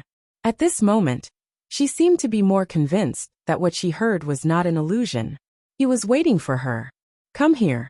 Seeing that she was hesitating at the bathroom door, Ling Han could only speak up himself and pat the side of his body. Yi Huanyan moved her feet and carefully walked over. Her soft home slippers walked very softly on the carpet, and no sound could be heard.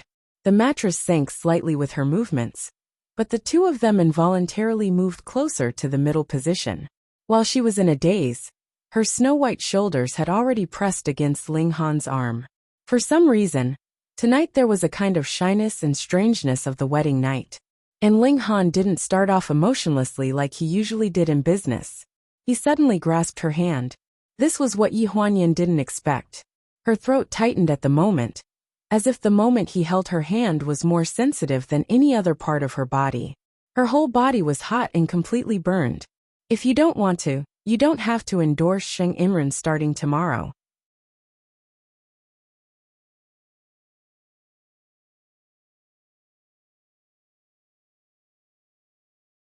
Chapter 178. The pink bath towel was on the verge of falling. She had no choice but to support her chest with one hand. The position of kneeling on his lap inevitably exposed everything below her waist to the light. She was angry and embarrassed. She lowered her head and gritted her teeth, not daring to speak. The pair of large hands that had just separated her legs did not leave the middle and reached deep into her body. At the same time, his other hand left her waist. She cried out in surprise and had no choice but to hook her arms around his neck. Her chin was gently lifted. Her eyes were like water as she stared at his handsome features. Tonight was surprisingly gentle. Even those cold and hard edges seemed to have turned into gentle lines. "Did you feel it?" he asked. Yi Huanyan was stunned for a second. She quickly realized that the feeling he was talking about was a certain place. Suddenly, her face burned again. That night, Ling Han was surprisingly gentle. He gently breathed in her ear, and gently went in and out. There was only a long period of pleasure, and no trace of pain. He did not say any humiliating words. This made Yi Huanyan feel that this was a dream that left no trace when she woke up. Late at night, that fair face did not have any makeup. It was missing the fierceness in the company during the day. It also looked thin and weak. Ling Han lifted the blanket and covered her shoulders. He smoothed her hair from her neck and put it aside to let her sleep more comfortably. In this state between them, he did not know how to go further. Take it slow. The next day, when Yi Huanyan woke up, the bedside was still warm. The smell that belonged to him in the air proved that this was not a dream. She got out of bed absent-mindedly, changed her clothes, washed up, and went downstairs to eat. Ling Han had already left. It was not a dream, but it also felt like a dream. Her messy thoughts kept her in a daze as she left the house. It was not until she squeezed into the subway and was stepped on that she felt a little more awake. Life had not changed. Whether it was a dream or not didn't make much of a difference. Today's shoot was in Pleasure Zone Studio. Back then, Sheng Amran had requested to move the indoor shoot to Pleasure Zone Studio. Without even thinking about it, it was obvious what was going on. It was nothing more than wanting to get closer to Ling Han and find an excuse to meet him in between shoots. After Yi Huanyan arrived, she first tidied up the set. Not long after, the main character appeared on stage. In terms of work, she was indeed a dedicated person and did not put on airs. At the request of the photographer, Sheng Anran constantly changed his posture. He prepared a total of 10 sets of clothes and 10 sets of jewelry. Each set took about 50 or 60 shots. Finally, one of the 50 or 60 shots was chosen as the main poster. According to the degree of cooperation of Sheng Anran, the work could be finished in the morning. Yi Huanyan stood beside the computer. The camera had already sent the photos to the computer. What do you think of these photos? Yi Huanyan asked. The man next to the computer nodded. Miss Sheng is really good. She is familiar with the shooting of endorsement posters and saves a lot of trouble. Basically, you can use any one of them. Yi Huanyan breathed a sigh of relief. Yesterday at the villa, he had not suffered in vain after being ordered around by her arrogant and bossed around by her. She was in a good mood. Naturally, she was more cooperative today. After half of the shoot, Yi Huanyan asked the assistant to buy lunch. While waiting, the photographer asked Sheng Anren if she needed to rest, but she refused. No, the earlier we finish the shoot, the earlier we can get off work. Let's have a rest after lunch. It saves time. You must be very busy. The photographer blushed and focused more on shooting. At the door of the studio, a tall figure approached. Someone shouted. President Ling Sheng Anren, who was shooting, was happy. She interrupted the shooting directly and walked out of the white curtain with her skirt. There was only a vague figure left in the photographer's last photo. Han. She slowly walked in front of Ling Han. Han, why are you here?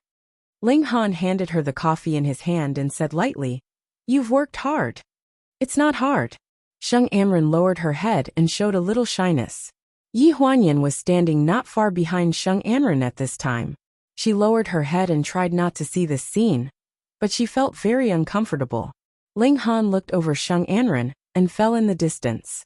He immediately looked back at Xiao Dong and took a cup of coffee from her hand.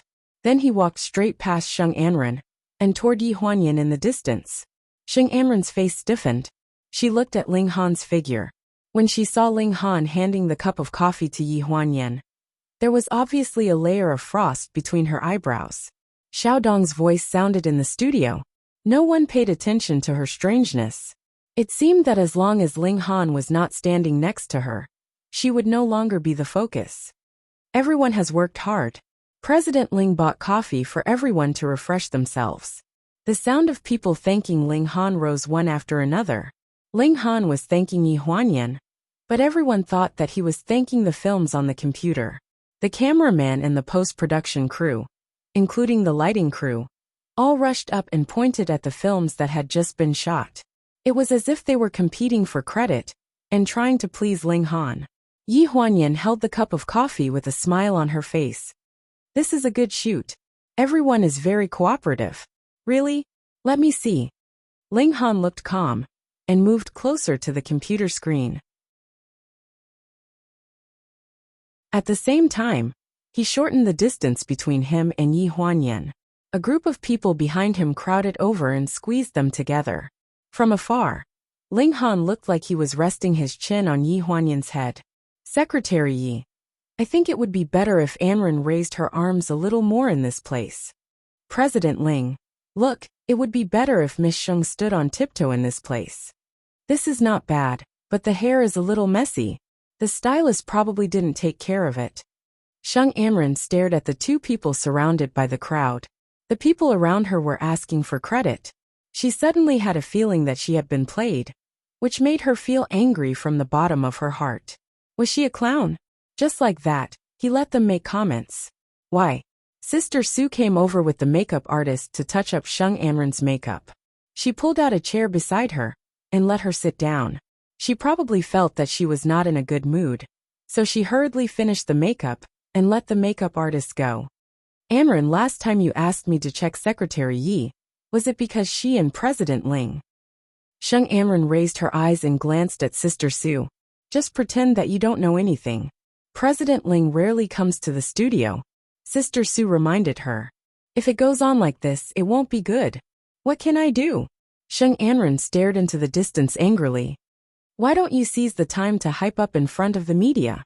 I'll have someone arrange an interview for you and talk about your feelings. At least you can hype up the new play. Sister Sue, Sheng Anren's tone suddenly became colder. Do you know how to do anything else besides hype? I'm not asking you to play with a high salary. It's just hype. How long can it maintain the popularity? Do you want me to become a big joke? Sheng Anren's eyes were like frost, so cold that people didn't dare to look directly at her. But she wasn't looking at Sister Sue. Her eyes fell on the lamp stand in the distance.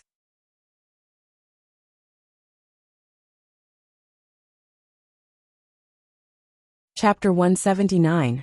While chatting happily in front of the computer, Shung Amran's agent suddenly walked over and interrupted with an apologetic face. "I'm sorry, everyone. Amran has a job in the afternoon, so please hurry up and shoot first." Yi Huanyan hurriedly told everyone to go back to their places, clapped his hands, and only the lighting technician turned on the lights. Ling Han stood in place for a while, and Xiao Dong reminded him, "Mr. Ling, it's said that Mr. Li is here to visit." Ling Han nodded. "Let's go to the door to meet him." Lai Baoli's Mr. Li is one of Shung Amran's pursuers. He appreciates her very much. Shung Amran is responsible for this endorsement. And this Mr. Li is also a big customer of pleasure. From the point that Ling Han personally went to the door to pick him up, it can be seen how much importance he attaches to him. Under the white curtain, Shung Amran changed into a pink sequin short skirt. This is Lai Baoli's spring new style, which focuses on the girls' market. From bracelets to necklaces, earrings and rings, it is a series named Love of Cherry Blossoms. At the moment, Shung Amran looks playful, stands on tiptoe, and shows a sweet smile to the camera. "Well, here it is." The photographer gave a thumbs up. Shung Amran went over to take a look, but was not satisfied. "This light doesn't seem to work. It should be much better if it's also lit up here. Where's the reflector? Find someone to add a reflector here." The people in charge of lighting on the scene are all professionals. It's impossible to find someone casually. Only Xiao Zhao, who is in charge of the light stand, has learned how to light. "You come here and help hold the reflector." The photographer waved his hand, then scratched his head and frowned. "Then we have to find someone to look after the light stand. There was a problem with the foot of the light stand 2 days ago. We have to hold it a little. Isn't Secretary Yi idle?" Shung Amran suddenly looked in the direction of Yi Huanyan. The photographer Xiao Wang was stunned. He looked at Yi Huanyan, who was staring at the computer in the distance. He patted his thigh and ran over. "Secretary Yi, can you do me a favor?" Yi Huanyan was looking at the photo editing. When she heard this, she turned around and saw the photographer. She smiled and said, "What can I help with? I don't really know how to take photos." "It's fine. Just help me look after the lamp stand over there. 2 days ago, there was a problem with one of the triangular lamp stand's legs. I need someone to hold it when I use it." Yi Huanyan looked around and saw that everyone was busy with their own tasks. She seemed to be the only one who had nothing to do, so she agreed. "All right." The black lampstands were more than 2 meters tall, and there was one on each side. Only Yi Huanyan needed someone to hold onto the lampstand. When they were in position, Yi Huanyan studied the lampstand. Although it was said that one of its legs was broken, it was actually not that bad. It was just a little unstable, and as long as it was not touched, it would not fall over. After the lighting and props were in place, the filming continued. Because Shung Amran had to catch a plane in the afternoon, the shooting process had to be speeded up. The photographer was obviously careful, and was not as unhurried as in the morning. "Come here, Miss Shung. Look here. Over here, smile. Okay, raise your hand." Yi Huanyan held the lampstand with both hands. The phone in her pocket suddenly vibrated. She hesitated for a moment, and did not answer. But the phone kept ringing. A familiar name appeared in her mind. Su Nianhua. They had made an appointment to have lunch together last night. Maybe it was time. Thinking that the lampstand would not collapse so easily, she freed a hand, reached into her pocket, and took out the phone. It was an unfamiliar number. "Hello. Hello. May I ask who is this?" There was no sound on the other end of the phone. At this time, Shung Amran was facing the DSLR camera. After hearing the voice behind her, a trace of coldness suddenly appeared in her eyes. She gave Xiao Zhao, who was in charge of lighting, a look. Xiao Zhao looked down at the line under her feet. She exerted a force, and the entire curtain in the studio shook violently. Someone cried out in alarm. Clatter! The 2-meter-high lampstand swayed and slipped from Yi Huanyan's hands. She reached out and desperately tried to hold the lampstand column, but the gravity of the collapse exceeded her temporary strength. The lampstand swayed and brought down a row of small lampstands. The dazzling white light swayed in the air for a few seconds and then fell straight toward the middle of the curtain. Sheng Anren stood in the middle of the curtain. Ah! The scream was drowned out by the loud sound of the lampstand falling. Zizizi! The lamp tube fell to the ground and broke into pieces. The circuit kept buzzing. For a moment the whole studio was dark. In addition to the initial exclamation, there were some voices. The photographer held the camera and fell aside. He got up and coughed twice. He frowned and shouted, "Ahem, is anyone hurt? What happened to the circuit?"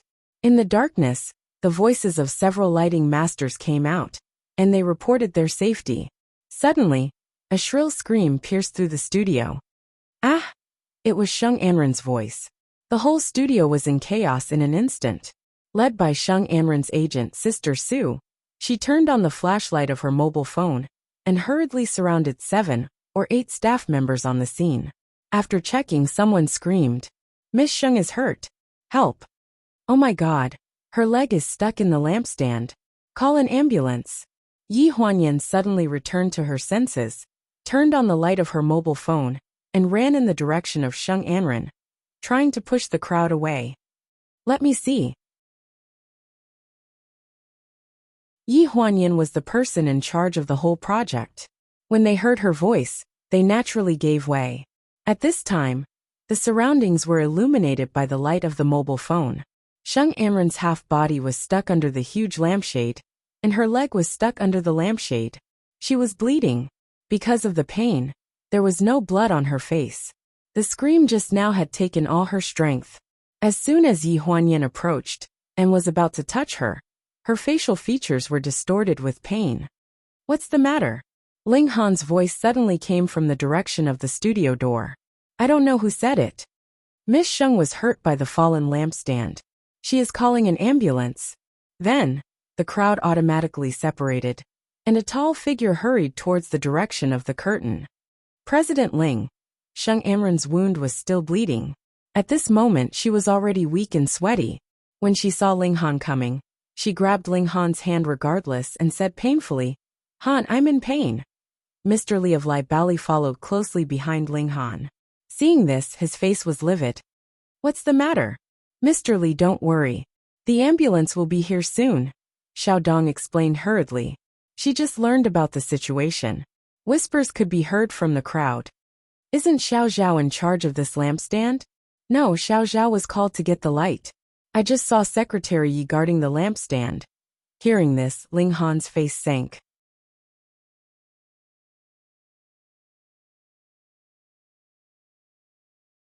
Chapter 180.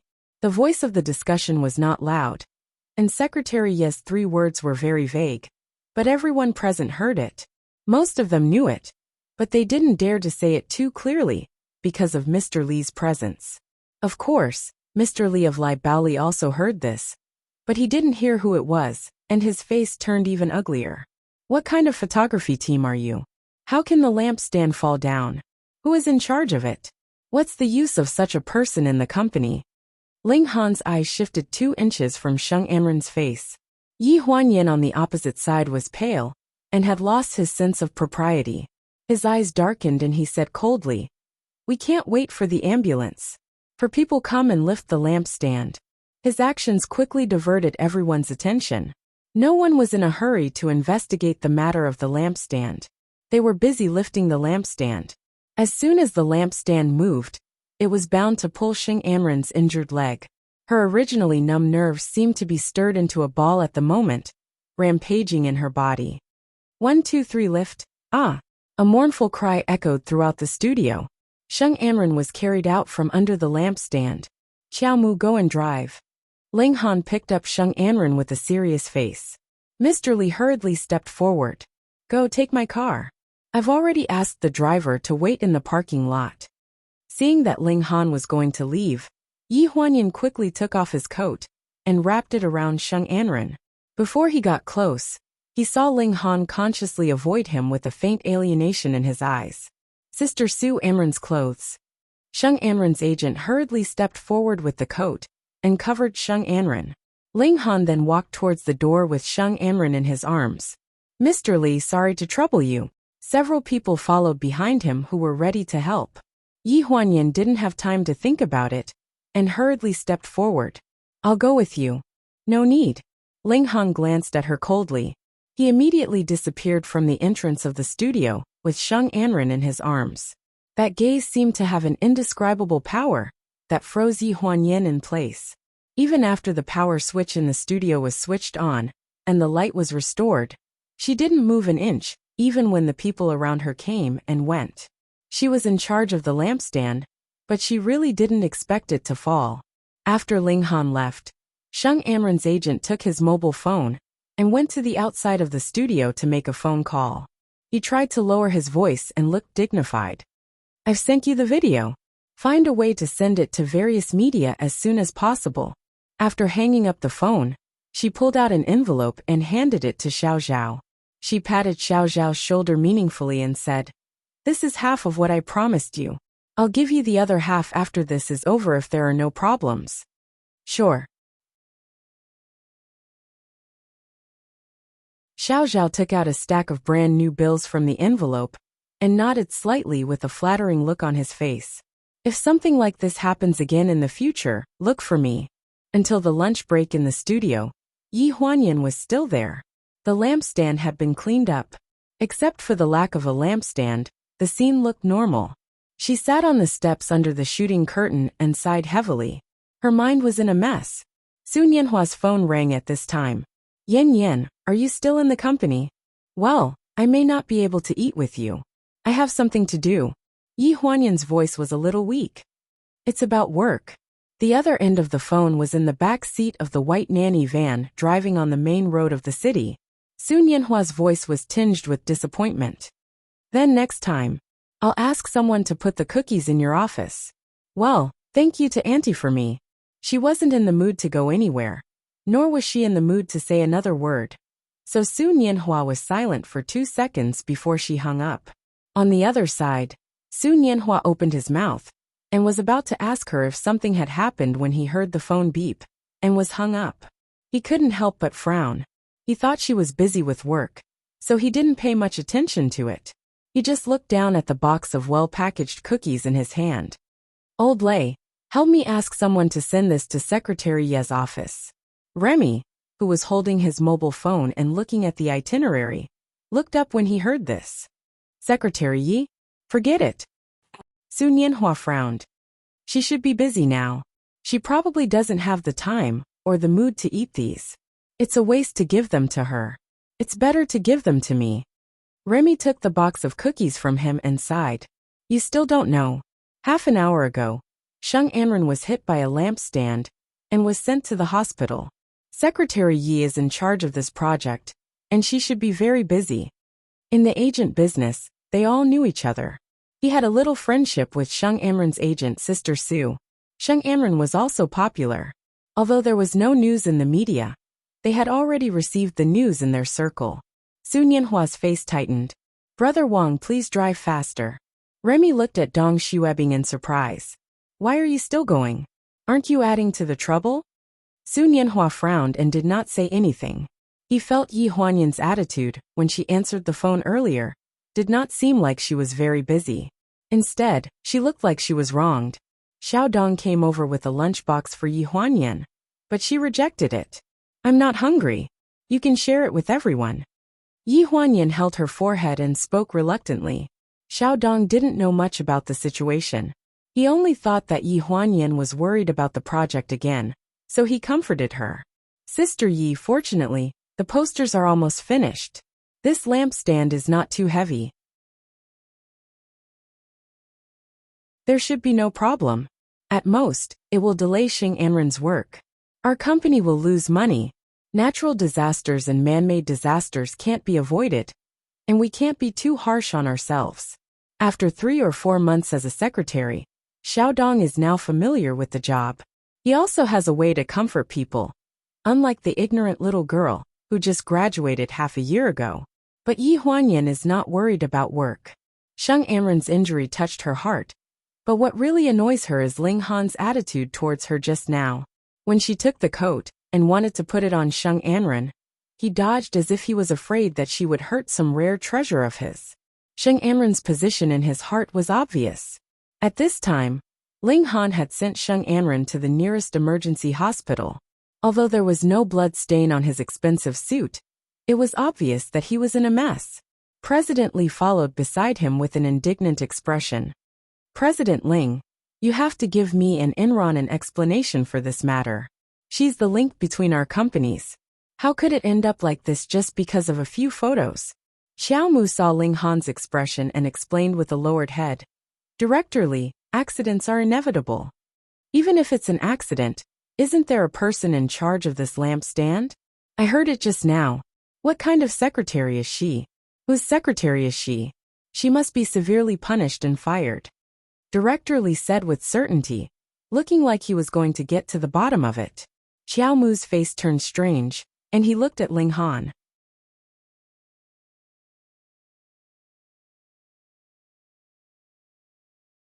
Chapter 181. Ling Han frowned, and irritation was written all over his handsome face.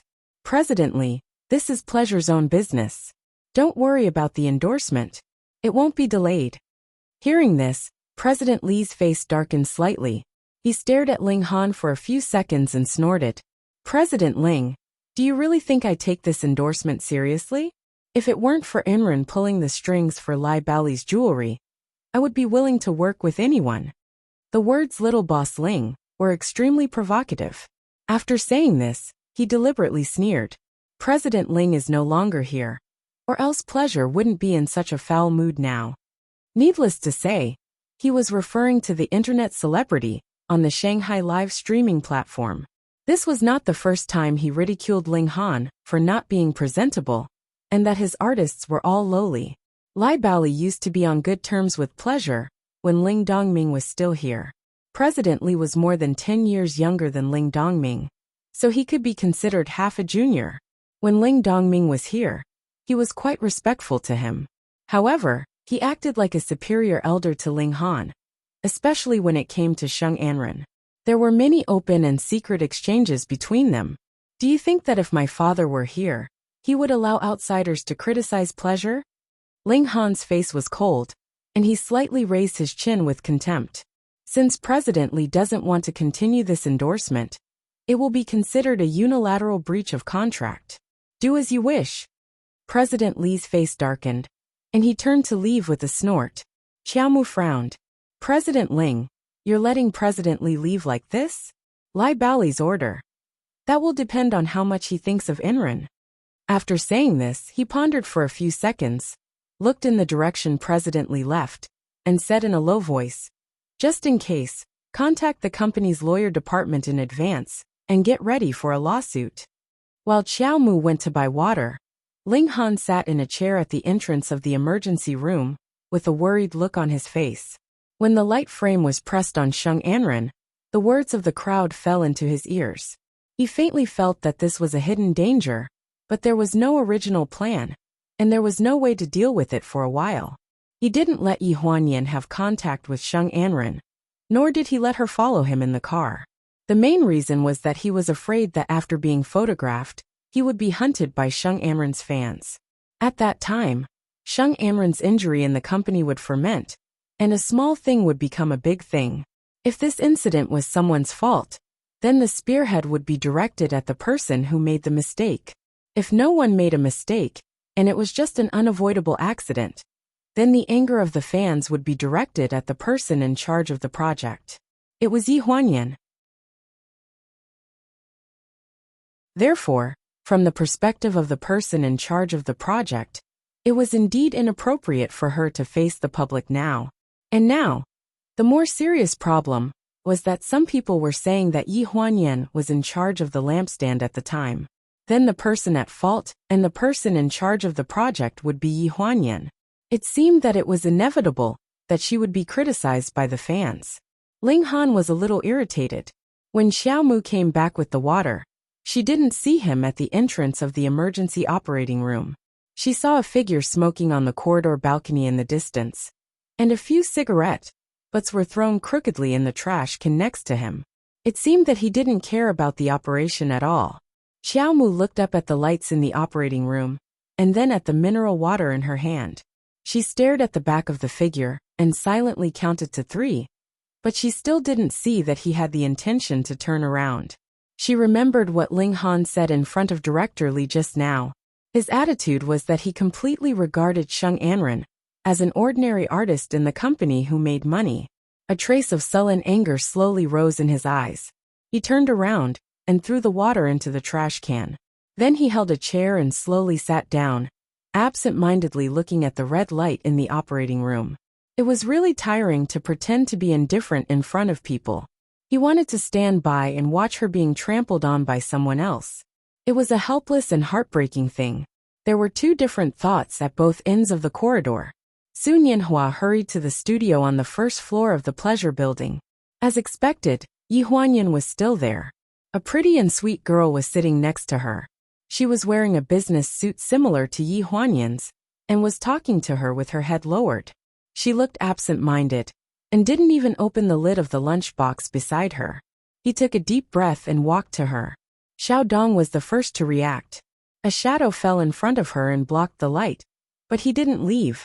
She looked up and revealed a surprised expression. Su Nianhua. Yi Huanyan looked up and was stunned for a few seconds. Why are you here? Xiao Dong smiled. She seemed to understand something when she remembered the scene of the two of them walking the red carpet at the annual gala. Then you guys talk. I'm leaving. After Xiao Dong left, Su Nianhua extended his hand to Yi Huanyan. Get up. You promised to have lunch with me today. Yi Huanyan felt helpless and wanted to refuse. She wanted to say that she was not in the mood today, but after thinking about it, she felt there was nothing else to do today. In the end, she held Dong Xuebing's hand and stood up. I don't have much appetite. What do you want to eat? I will accompany you. Good. I don't have much appetite either.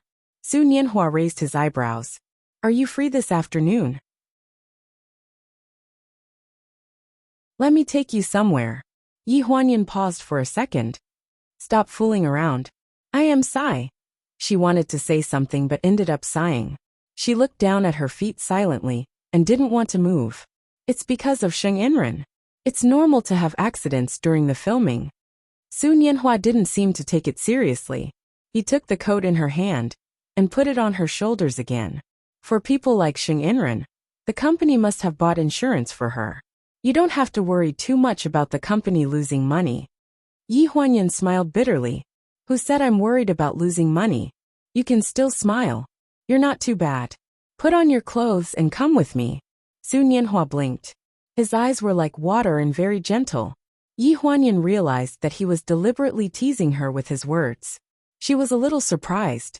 Well, as he said, going out for a walk may make her feel better. Fortunately, it was winter, and no one would care if she wore a lot. Su Nianhua changed his clothes. He wore a black casual cotton-padded jacket, a hat and a mask. He took Yi Huanyan and walked on the commercial street. No one would have thought that such an overdressed man would be the shining rock star Su Nianhua on the stage. Where are you taking me? Yi Huanyan couldn't help asking. The place where I used to go. Between the mask and the hat, only a pair of peach blossom eyes could be seen blinking at Yi Huanyan. They were gentle with a bit of playfulness. Yi Huanyan was a little hesitant. For a moment, she didn't know what the place he was talking about was. There were many places they used to go. The McDonald's next to the school, the open-air storytelling stall under the overpass, the stinky tofu stall on the food street. Yi Huanyan, who didn't have parents, could take Lu Shen from the east to the west of the city during the summer vacation and eat all the barbecue stalls on the roadside. The old street. Su Nianhua sighed faintly. It seemed that he was blaming Yi Huanyan for not even remembering this. You're tuning in to the Earbook Haven YouTube channel. Don't forget to subscribe and join us on this journey to catch the most captivating stories.